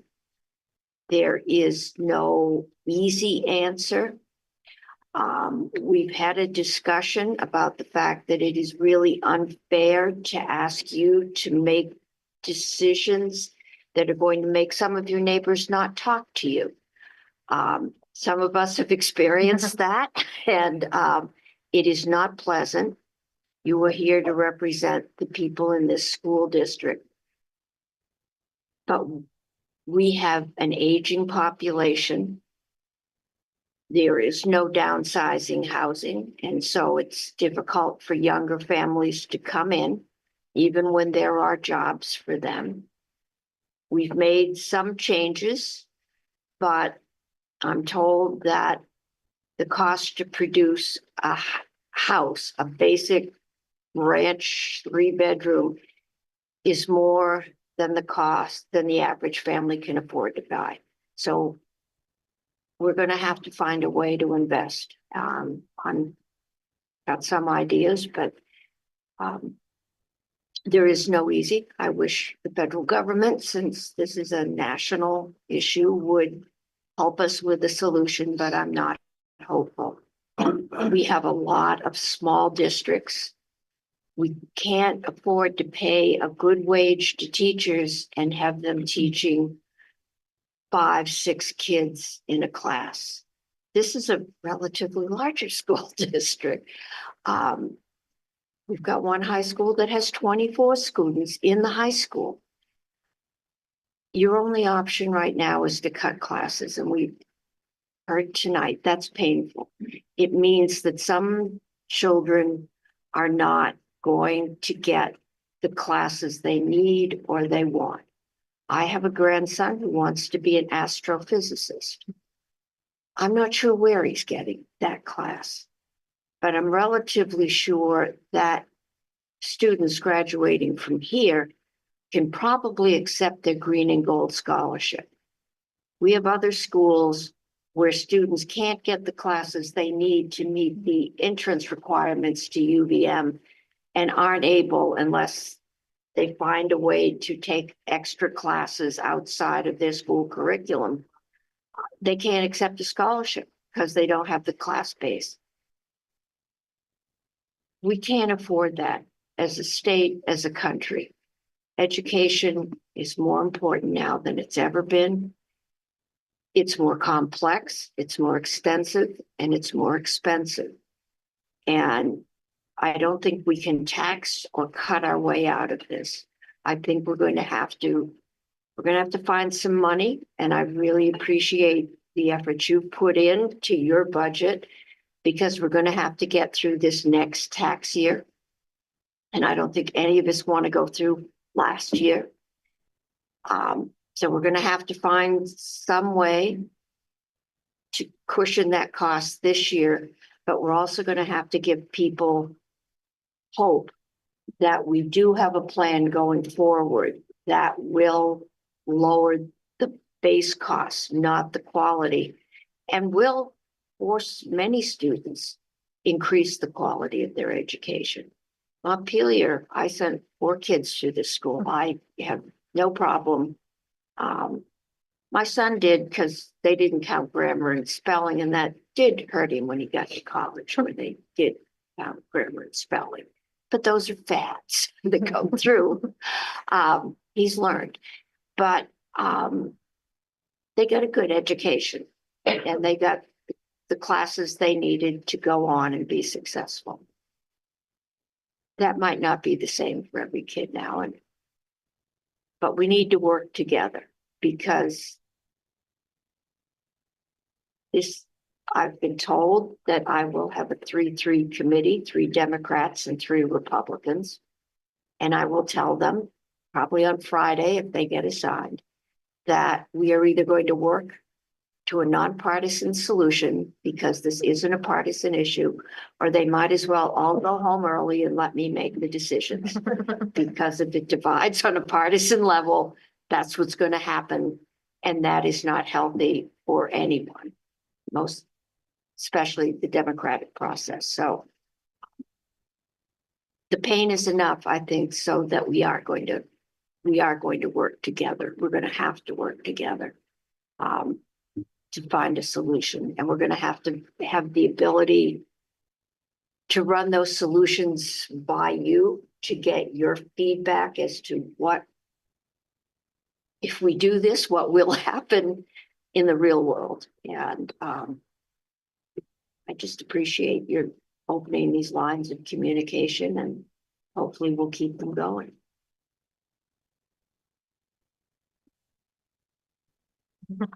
You got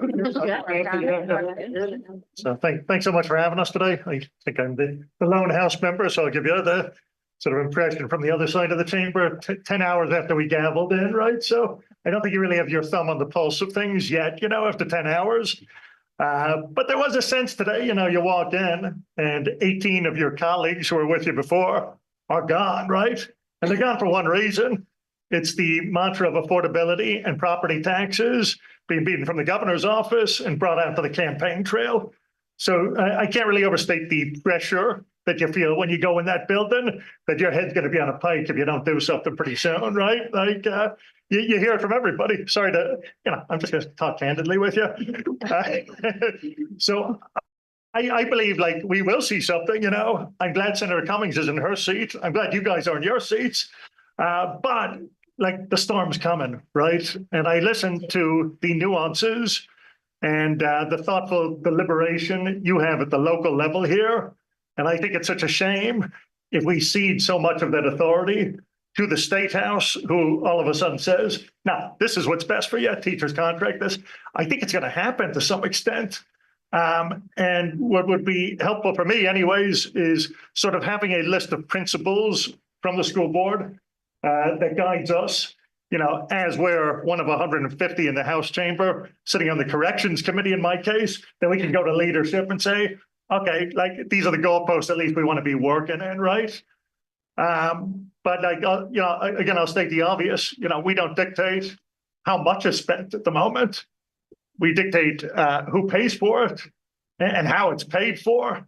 And I think you could see a shift in that as well, I wouldn't support a teacher's statewide contract. I think it's a beautiful thing. When I see Joe Carroll sitting across from the table from you, just neighbor to neighbor, working out some of these issues, which you've done very successfully over the last few years. So I think something's going to happen. Governor last year said, put it on the credit card, right? Put it on the credit card, tap the reserves, and we'll see what we can do. I've never been accused of being a fiscal conservative, but I don't think that's responsible either. So we got to do something. I don't know what that is yet, but any guidance from you would be helpful so that when we're under the dome there, we know what the best option for Montpelier is. And again, hopefully, to the degree possible, it's you guys making the decisions and not us telling you to merge schools like we have in the past, because I don't think it's always had the best results. Can I throw out a couple right now?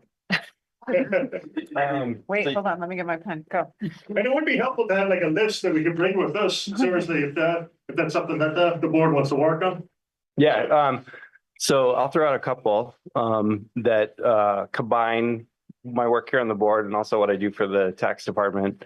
The timeline is way out of whack. What I mean by that is that the commissioner writes a letter on December 1st, and then we have to design a budget and warn it in late January. But beyond after late January, so many things change, and we can't change our budget. So that part is really deeply flawed. And this year and last year, but this year, things are going to move in a direction that we don't like, and we can't go back and revise our budget. So there needs to be a different timeline. That's one principle. Second principle is income sensitivity is hyper complicated.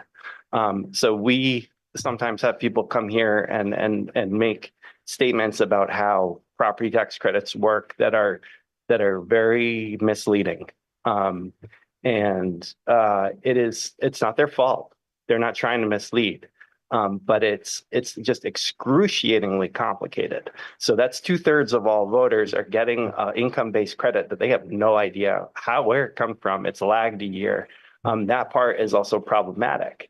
So if you want to maintain a system with local control, which it sounds like you do, there has to be a much better connection between budget and bill than there is now. It has to be a pretty clean walk from one to the other. And right now there's an obscuring factor for 2/3 of all voters that they can't understand. So they're going to make decisions that they may not be happy with. Those are two big principles that I hope get addressed this year. Yeah, and to add to that, the disconnect between increases in district spending and how that hits tax rates. I mean, I know there's reasons for that, but it's really counterintuitive. I mean, we've had years where we've spent a lot and had very little tax increases, and then years like last year where we went through a lot of painful cuts and, had to ask like a 14-15% tax increase. So, that disconnect makes communicating really hard because people. Then we aren't actually in control. And I don't need the control, but if local control means citizens determining what our budget is, then it actually doesn't, it's not working. You just have control of the budget, not the tax. Right, but then they equate the two, but the two things are equated. I think you have a perfect case study here. Our spending is going up almost $2 million, 7.7%. And it's spitting out a 3 to 6% tax increase. And as you saw tonight, the things that we have in our control, more capital plan or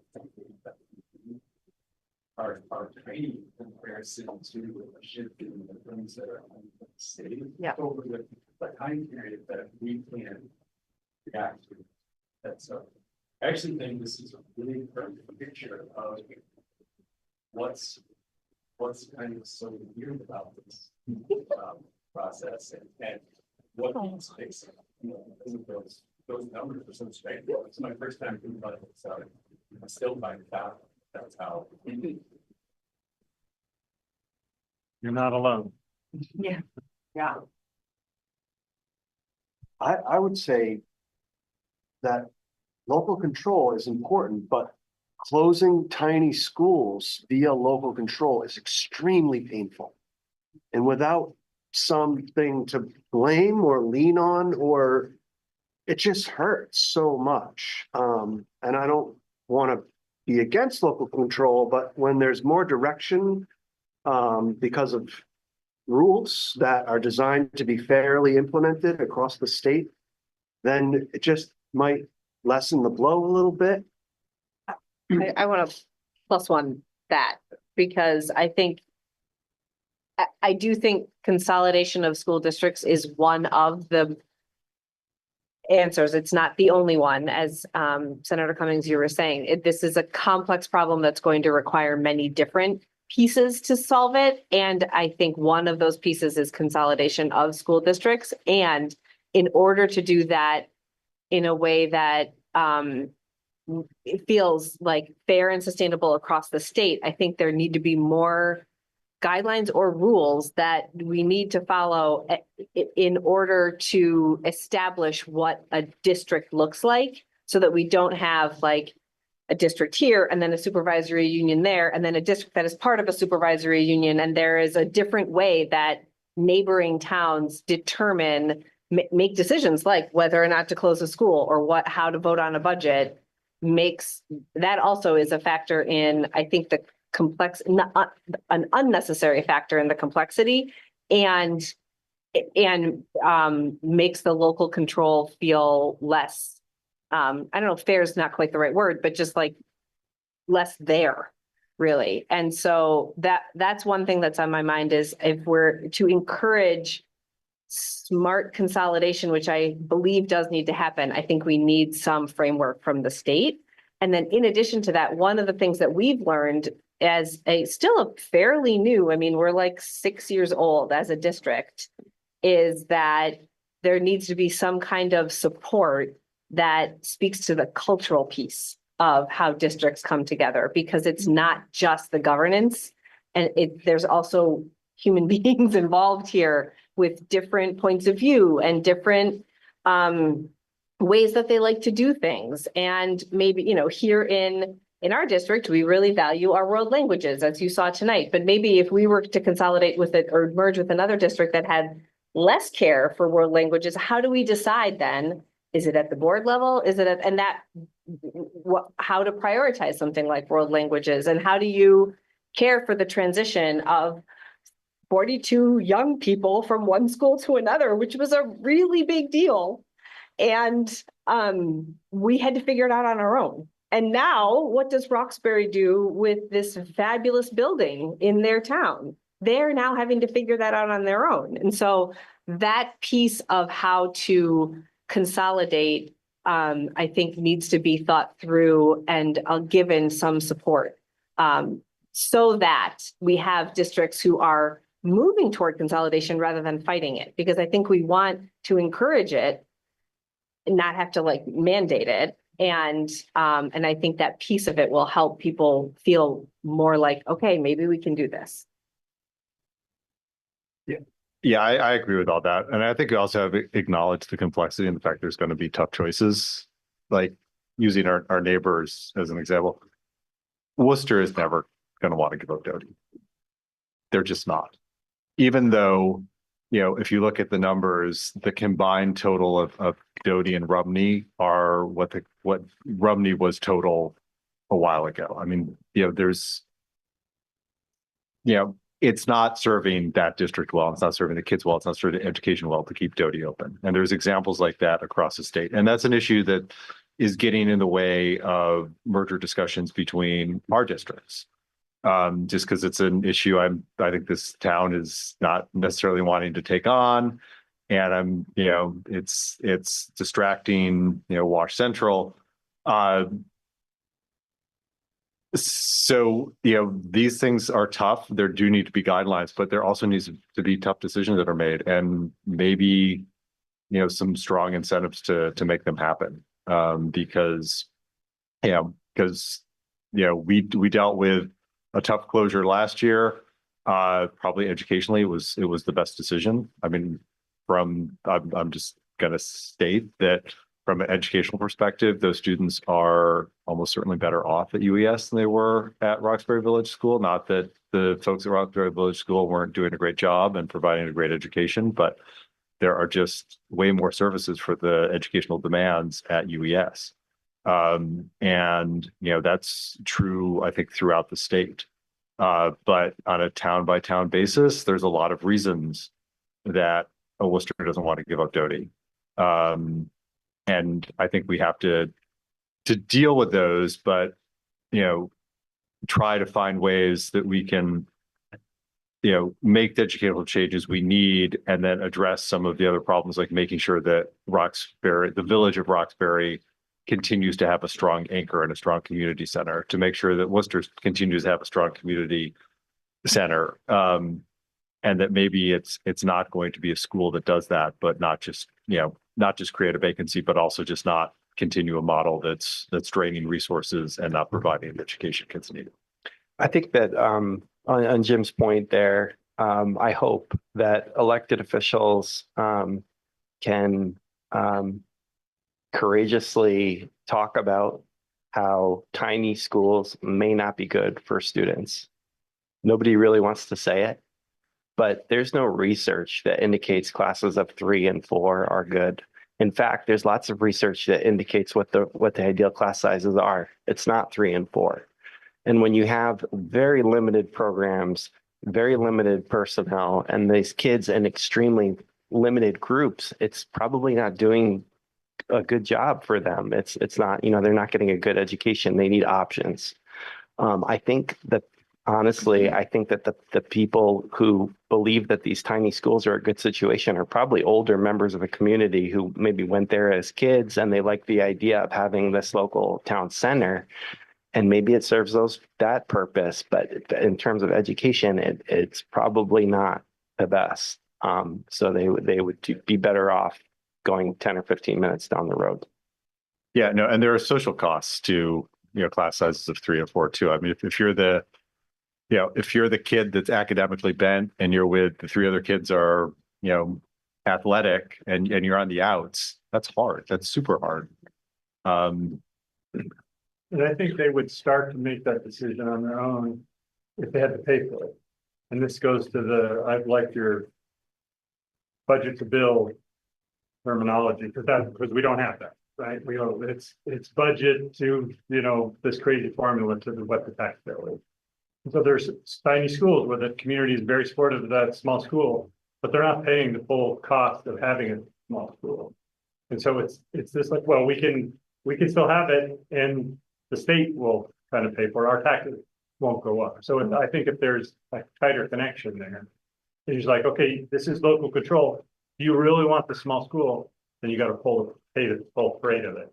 I also agree with the education point that the state should have some standards.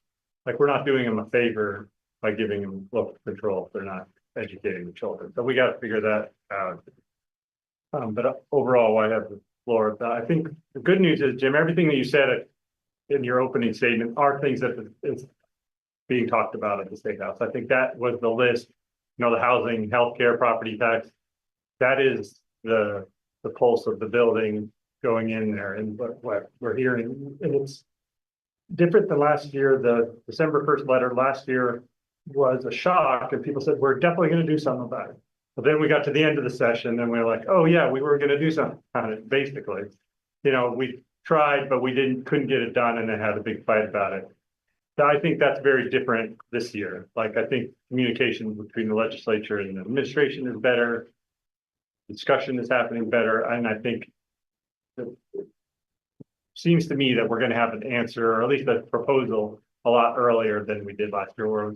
Last year was like, okay, we're going to figure it out. And we just kind of ran out of time before we figured it out. So I think I feel confident that we're going to do something. I think it's going to be difficult.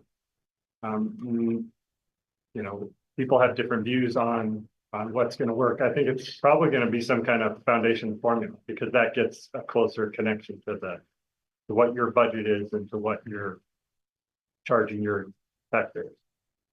I think that's kind of where we're going to end up on that.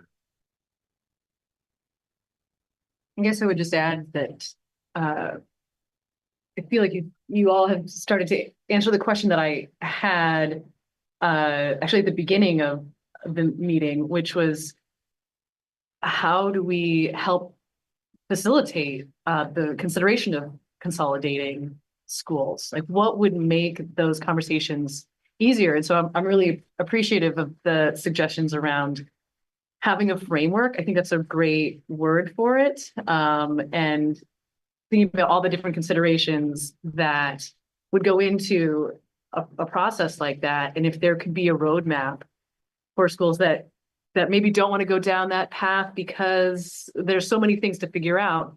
But if there are some guidelines or rules or a set of ideas, well,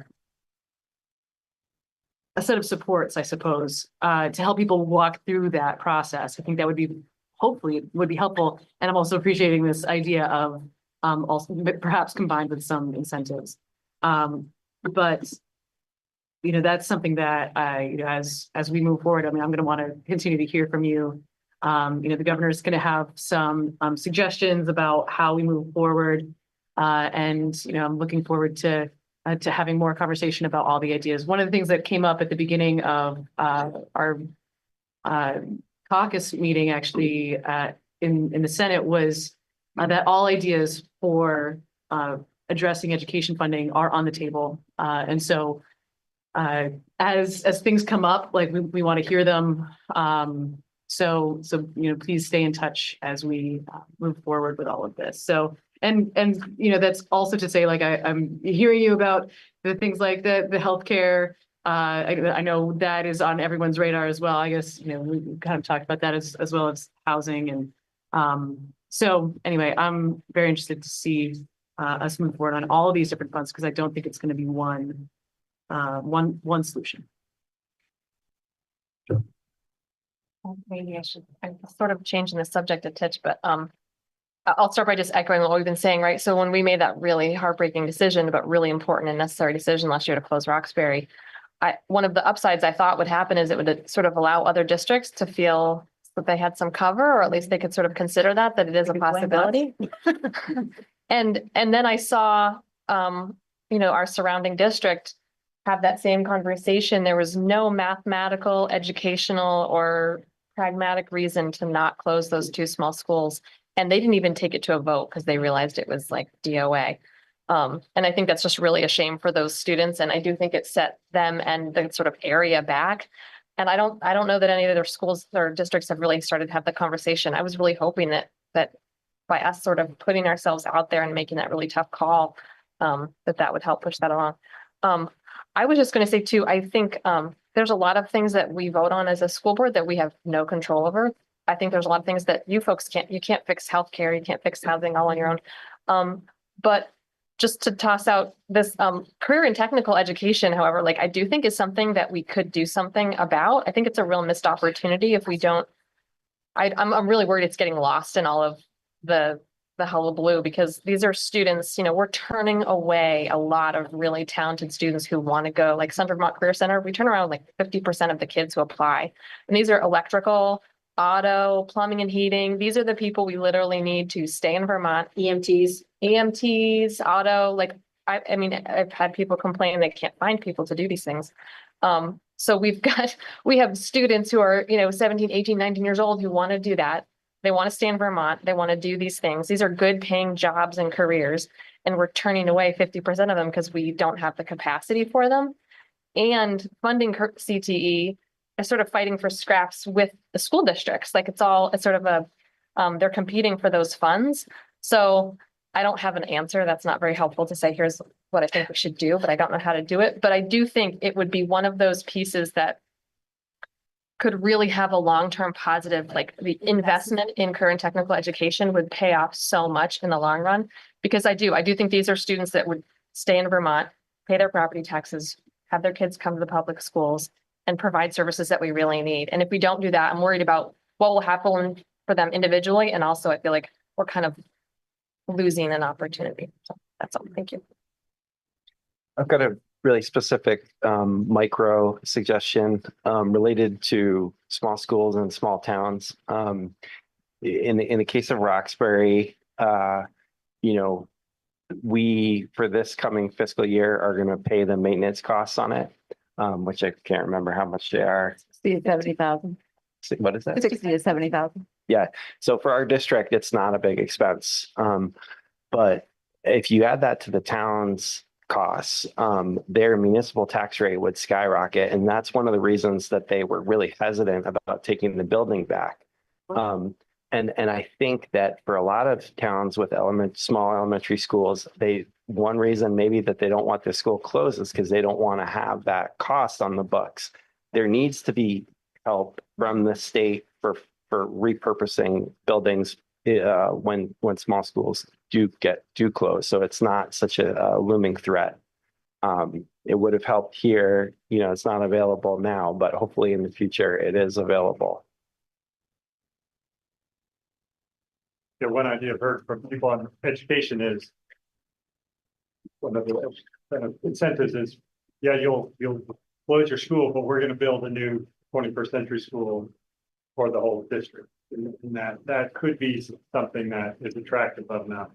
If we could come up with the money to do that, like not only deal with this issue, which I think is a good point, but then also say what's going to be the new build, because all these central high schools or central schools that we want to move people to are all old buildings, and we haven't had state support for paving construction for many years. So there's a lot of capital costs that have been deferred that we need to deal with as well. And we know about those two? Yeah. And I think another thing I've heard from folks in this discussion is what your point about you vote on a lot of things you can't have influence over. There's a lot of stuff in the education fund that school boards and the tax is based on and you guys aren't voting on. So there's no interest to do that. It doesn't solve the cost problem because we're just going to move it from the education fund to the general fund. So it's not fixing it. The taxpayers are still okay it one way or the other. But I think there's real interest to make that clear as part of this effort to make it more clear. Like you get a vote on these things and your tax is going to be connected to those things you're voting on. If we're going to impose something on the education fund, then that should come from the state, not from the school board. And I think that would be a positive step if we could. I think it would be easy to figure out what those things are. It would be the difficult thing is how we're going to fund them through the general fund, because it's kind of easy to put them in the education fund because the tax just gets established and the bills go out. But you don't do that the same way with them. But I mean, I was having a conversation with you the other day about. So the people at home can hear you. I'm sorry. Having a conversation with you the other day about increased mental health burden of the students of children, and that seems to be pretty much what you're saying. There's been, I think, again, new at this, but there's been a shift of the service delivery model to having the school take a much more front and center role, and that's shift from probably general funds to education fund. And I think it would be really helpful to have a much more deliberate articulation of that, what we want, what we think works, and is that the best model? If so, is this the best funding mechanism? Because I think those sort of quiet slides over from one to another without a pointer, we can get into trouble with. So as we're having that, We have gotten into trouble. yeah. So I think just having that conversation a bit more spelled out, maybe than it's been in the past, and what do we want out of a mental health service delivery model then? Yeah, I think mental health, universal school meals. I've spent the summer telling the commission, who's on future of public education, that we haven't gotten the revenue forecast yet. We will get that, I don't know, next week, maybe. With the economist, that's the revenue forecast we have to build our budget on. But seeing the revenue as they're coming in, there's not going to be a whole lot of money in the general fund to take over the cost of mental health school. You might as well say that universal school meals will be dead because I don't see the money being there to pick it up. Mental health is an issue. It started when we closed the state hospital many years ago. And the idea was that services could be better rendered and more humanely rendered and cheaply rendered. I think over time, we have just habitually underfunded that system. Last year, it came in with zero increase in the governor's budget, and my committee made some increases in some fees that we weren't really happy with, but we thought the mental health system should get at least a 3% increase in their funding.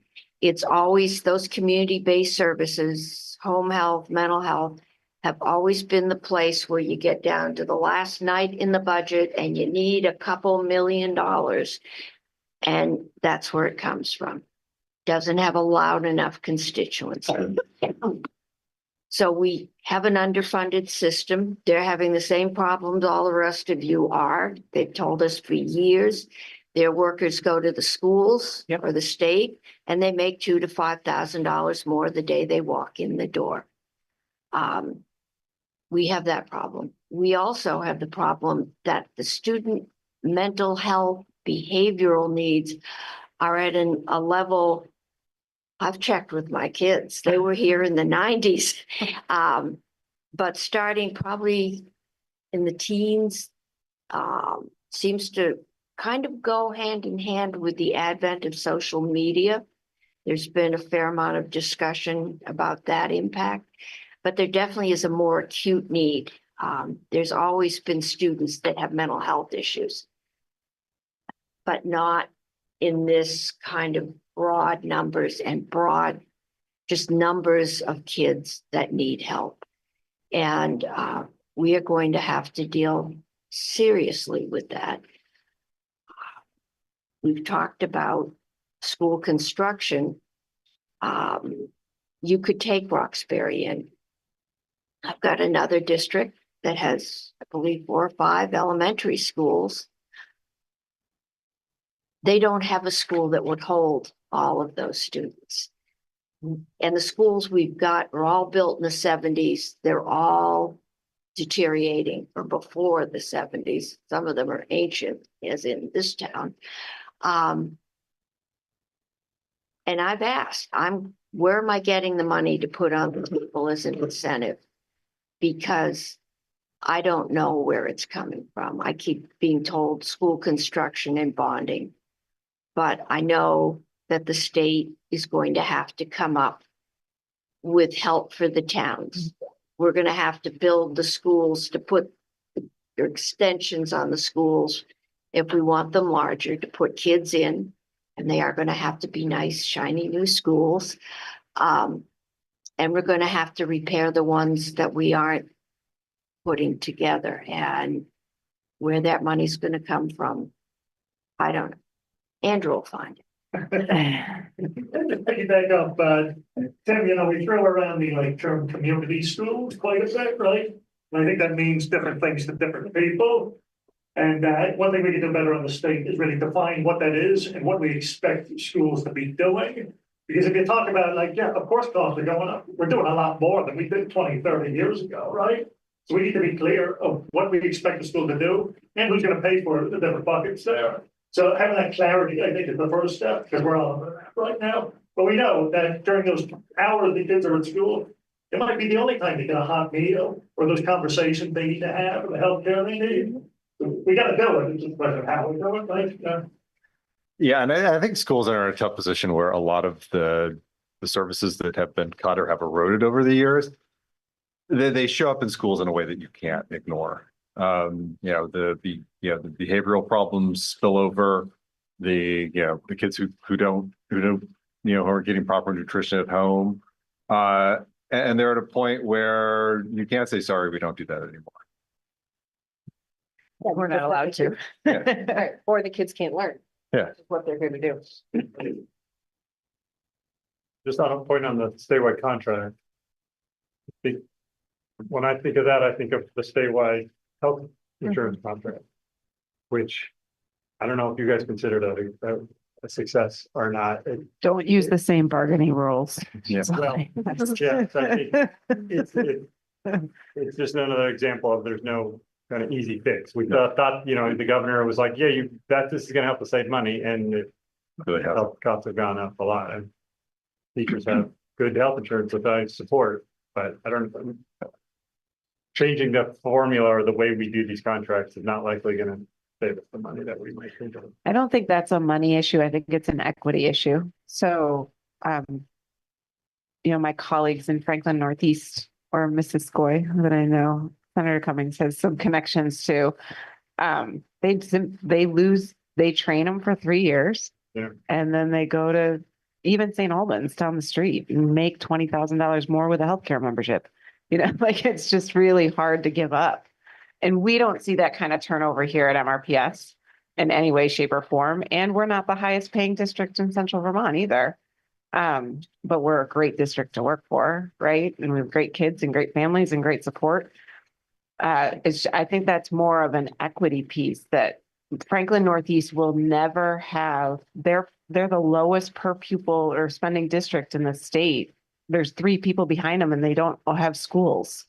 Like that's how ridiculous that is. And they'll never be able to attract the teachers they need to support their kids on their contract when they can make $25,000 more in St. Albans or Fairfax. So I think that piece for me is part of this very complicated puzzle, but it has a different ring for, like, I care about kids. I care that my kids here at this district and my kids at home, but I also care about the kids up in Swan, so how do we ensure that's the equity piece that I know the commission is wrangling with quite a bit. And it won't be cheaper. It will be more expensive because the teachers in South Burlington are not going to say, yeah, pay me less. So I know it will be more expensive. Yeah, I think we can't lose sight of the equity, and my goal would be to do that through the pupil weighting, through categorical aid, and through some kind of foundational payment. Maybe it's not the same wage across the whole state because costs are different, but maybe it's, well, here's a minimum, or here's what the state will help that school with, but then the rest of it's and up to the district. Because I know you and I have talked about this, the policy of superintendents sometimes not letting a teacher move that could go to work at the district and make more money, and they're kind of stuck in that district even though they don't want to be. So the state in a way is kind of helping those districts by making it a little more difficult for some of that movement, but that's probably a small impact. But yeah, and another thing, one of my colleagues, back to the education finance, I can't remember which colleague said this to me a couple of weeks ago, but like if there's something about a cap, like you can only spend so much money, right? Shouldn't there also be a cap of you can only spend so low, like it's yeah, exactly. You have to spend at least this much, so it can't be a local decision to underfund their schools, which is happening for a neighbor down the street. Yeah. Amount somewhere in the formula. That you can't go below, I think it's in your tax rate, but it's obviously not effective. The challenge, there's a lot of interest to go into the foundation plan, but there's 2 challenges. One is when we did it, we didn't fund it. We have always protected schools from the economic ups and downs.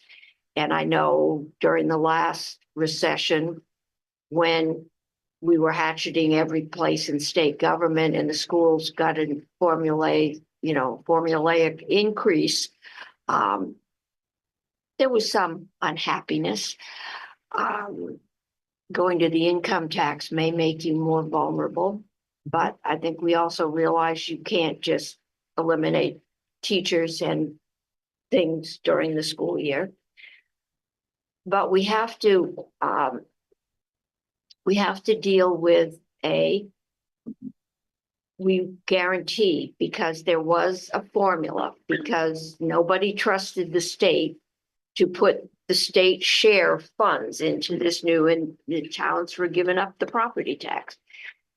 So we have to have a way to ensure so that people feel comfortable that foundation formula will come in every year and that we won't just monkey with it I don't know why people think we might monkey with things, but we have to have that surety. And the other one is Brigham. Yep. If we could just do a formula and say you're on your own, then we're right back to the towns with huge tax bases can go back to having violin orchestras in their middle school, and other schools can't afford music. And never, so it's the Brigham conformity. We did Act 60 to maintain local control as we'd have it, local budgets, local voters, that's what you spend. And to meet Brigham. So you got the formula to equalize it. But the connection between your budget and what you spend has become too large. And it's not equal. And yeah. And so we're going to be redoing it. I would not be surprised to see us come out with a form, some form of foundation. How we're going to fund it. The devil is always in the details. And we will probably be hashing out those details until July. We have to have a budget set by July or everything sets down. And it's going to have to be agreeable to everybody. So it will be a challenge. Oh, yeah. Speaking of the timeline, I just want to come back to your suggestion, Jake, about the timing of everything. And I am appreciating the difficulty of the time, that exists right now. And we can talk about this later, but if you have any suggestions around what you think might be a better set of timing for the process, I'm very interested. Yeah, no, I do. And I think it could be really consistent with a foundation formula. Like if you know like years in advance how much you're going to get per kid, and then in December from AOE how many kids you have, then that part of your budget is set. And if you knew what the penalty or what the implications were for spending beyond that amount, then you could do quite a bit of planning ahead of time. You wouldn't be waiting for a yield or 2 yields. And so I think there's potential there. Great. Okay. We're waiting for your budgets to set the yield. Right. So in last year, we couldn't set the yield because we didn't have enough budgets. So it's complicated on both sides. They don't do the December 1st letter until they see what superintendents are released saying they're going to be recommending for increases. Before we even put pen to paper. Yes. So it doesn't work for anybody. The way it's set up. Yeah, I think we're going to see some funny stuff play out this year. The yields in the letter were very favorable, as long as you're not spending beyond the excess spending threshold, which is brought back and it's really punitive. But for us, it's pretty favorable. But there's this chicken, egg situation in Vermont. And so like they see these favorable yields and they're like, oh, we have a little capacity here. And they decide to spend more. And then they don't know about a new yield until after their budget's warned.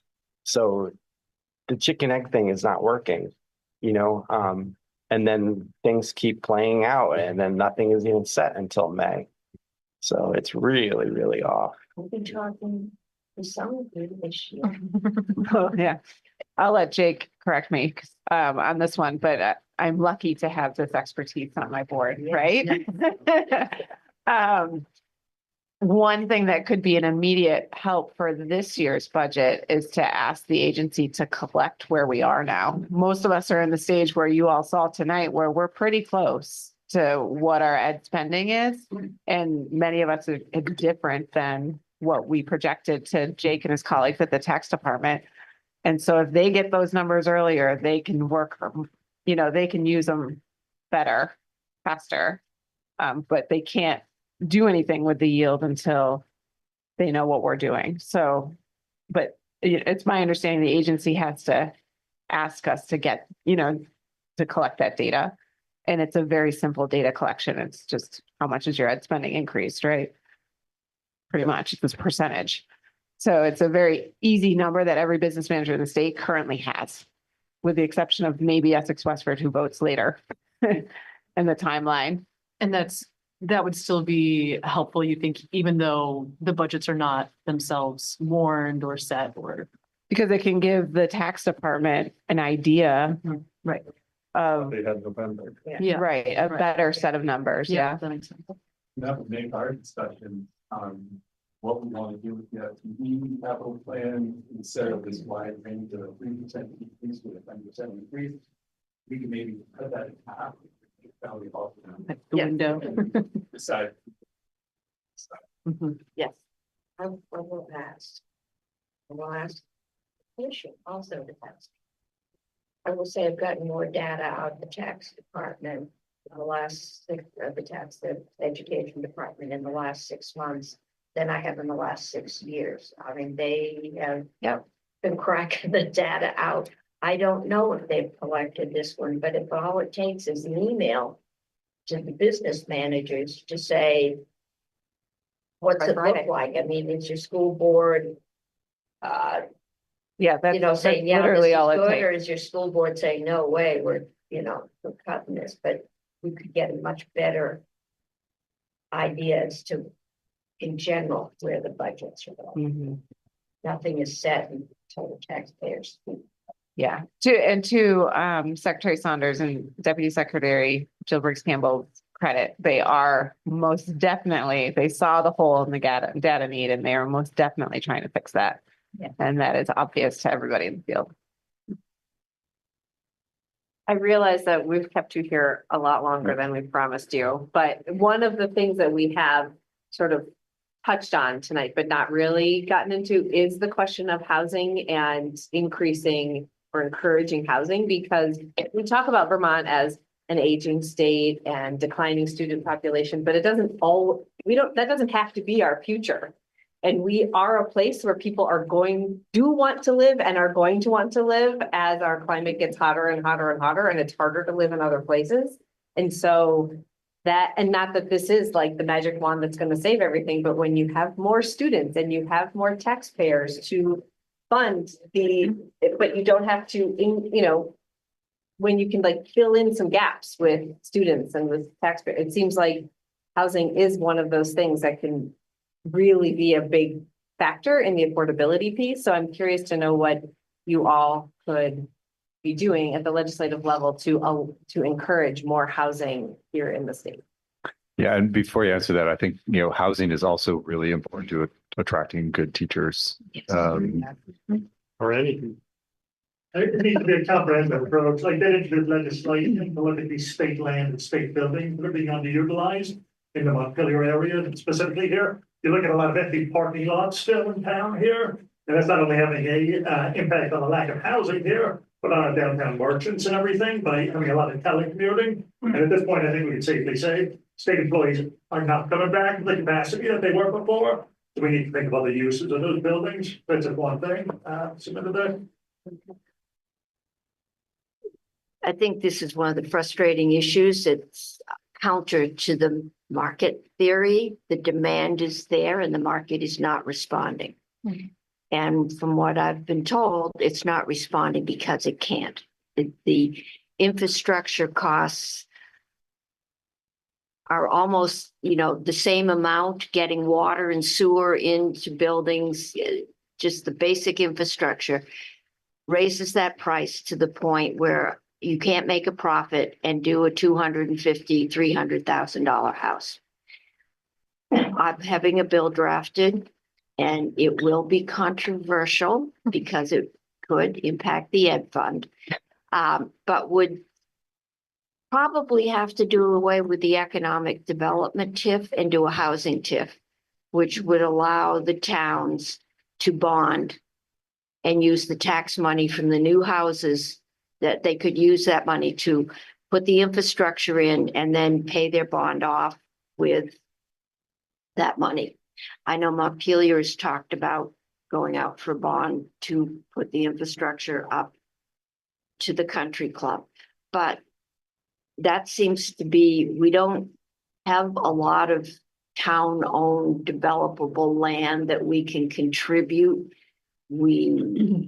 That's the one thing I've thought of that could help get the base cost of housing down so that seniors could downsize and young families could move out of the apartments that we're building and move into single family homes, which a lot of people don't want to raise children in high rises. And we've demonstrated in the past that that isn't always the best place to raise children for any number of reasons, but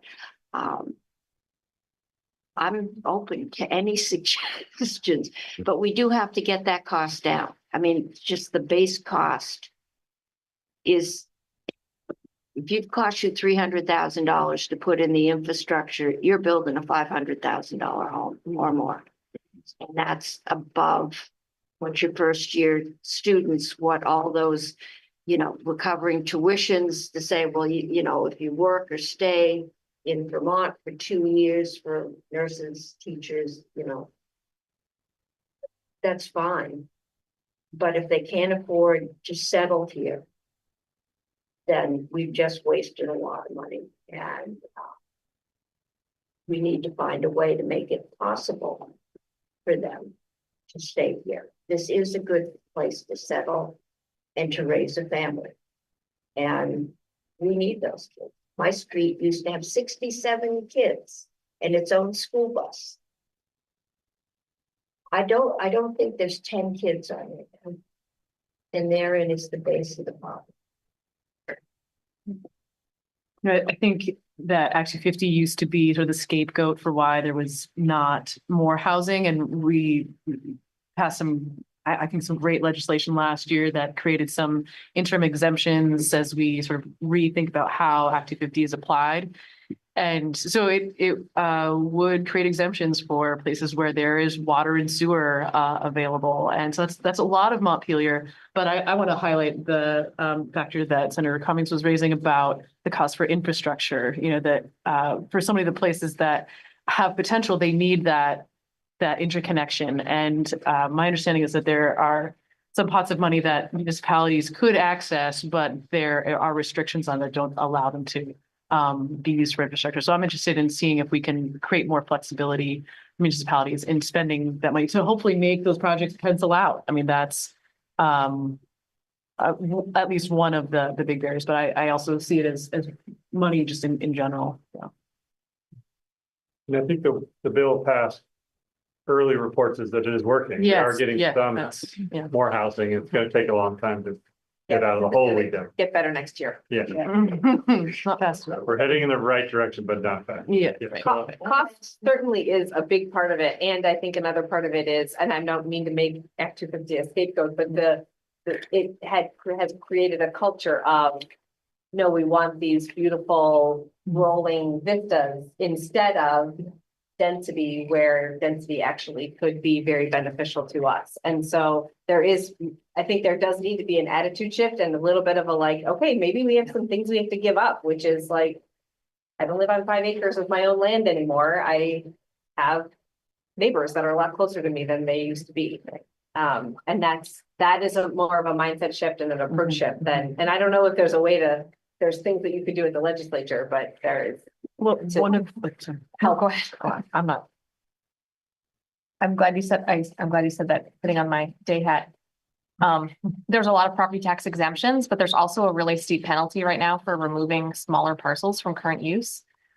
That is, I think it was well intentioned, but also I think the policy priorities are a little different now, and it's really causing a lot of hardship for people who can't afford it. So it sort of disincentivizes taking smaller pieces out because they're valued as a standalone parcel, and then the tax is based on that. So if you're pulling out like 2 acres, but you're going to leave the rest in, it's actually very expensive to take that little 2 acre part out right now. It's a pretty high penalty. Yeah, right.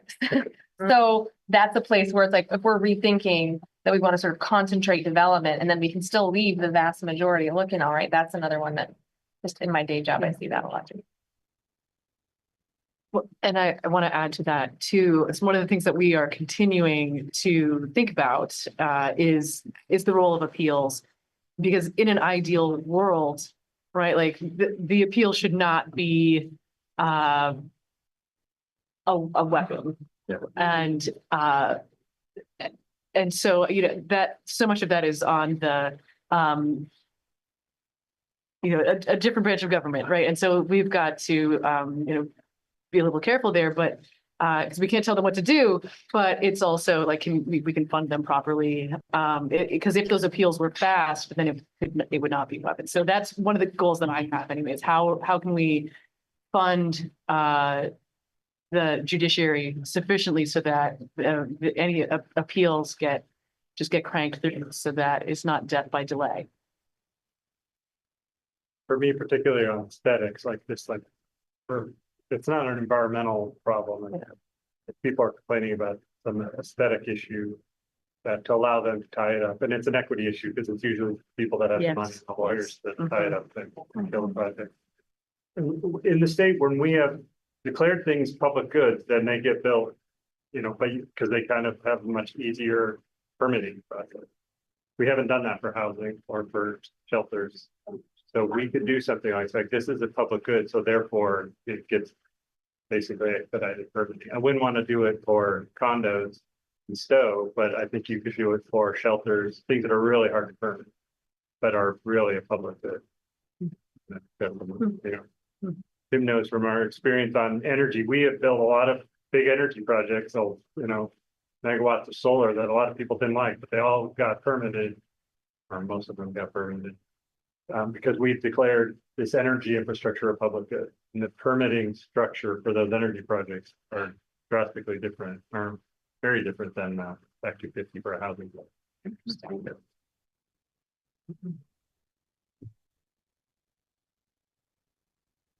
Well, thank you very much. Really appreciate the time and you staying over hour.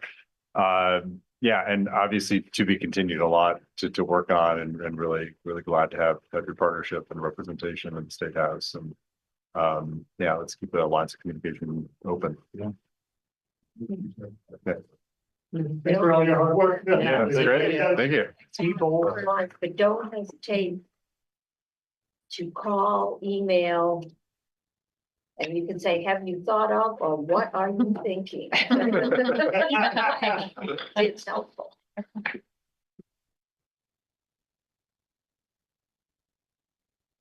I think we're motion to adjourn. So moved. Second? Second. All those in favor? Aye. Aye. Thanks, everyone.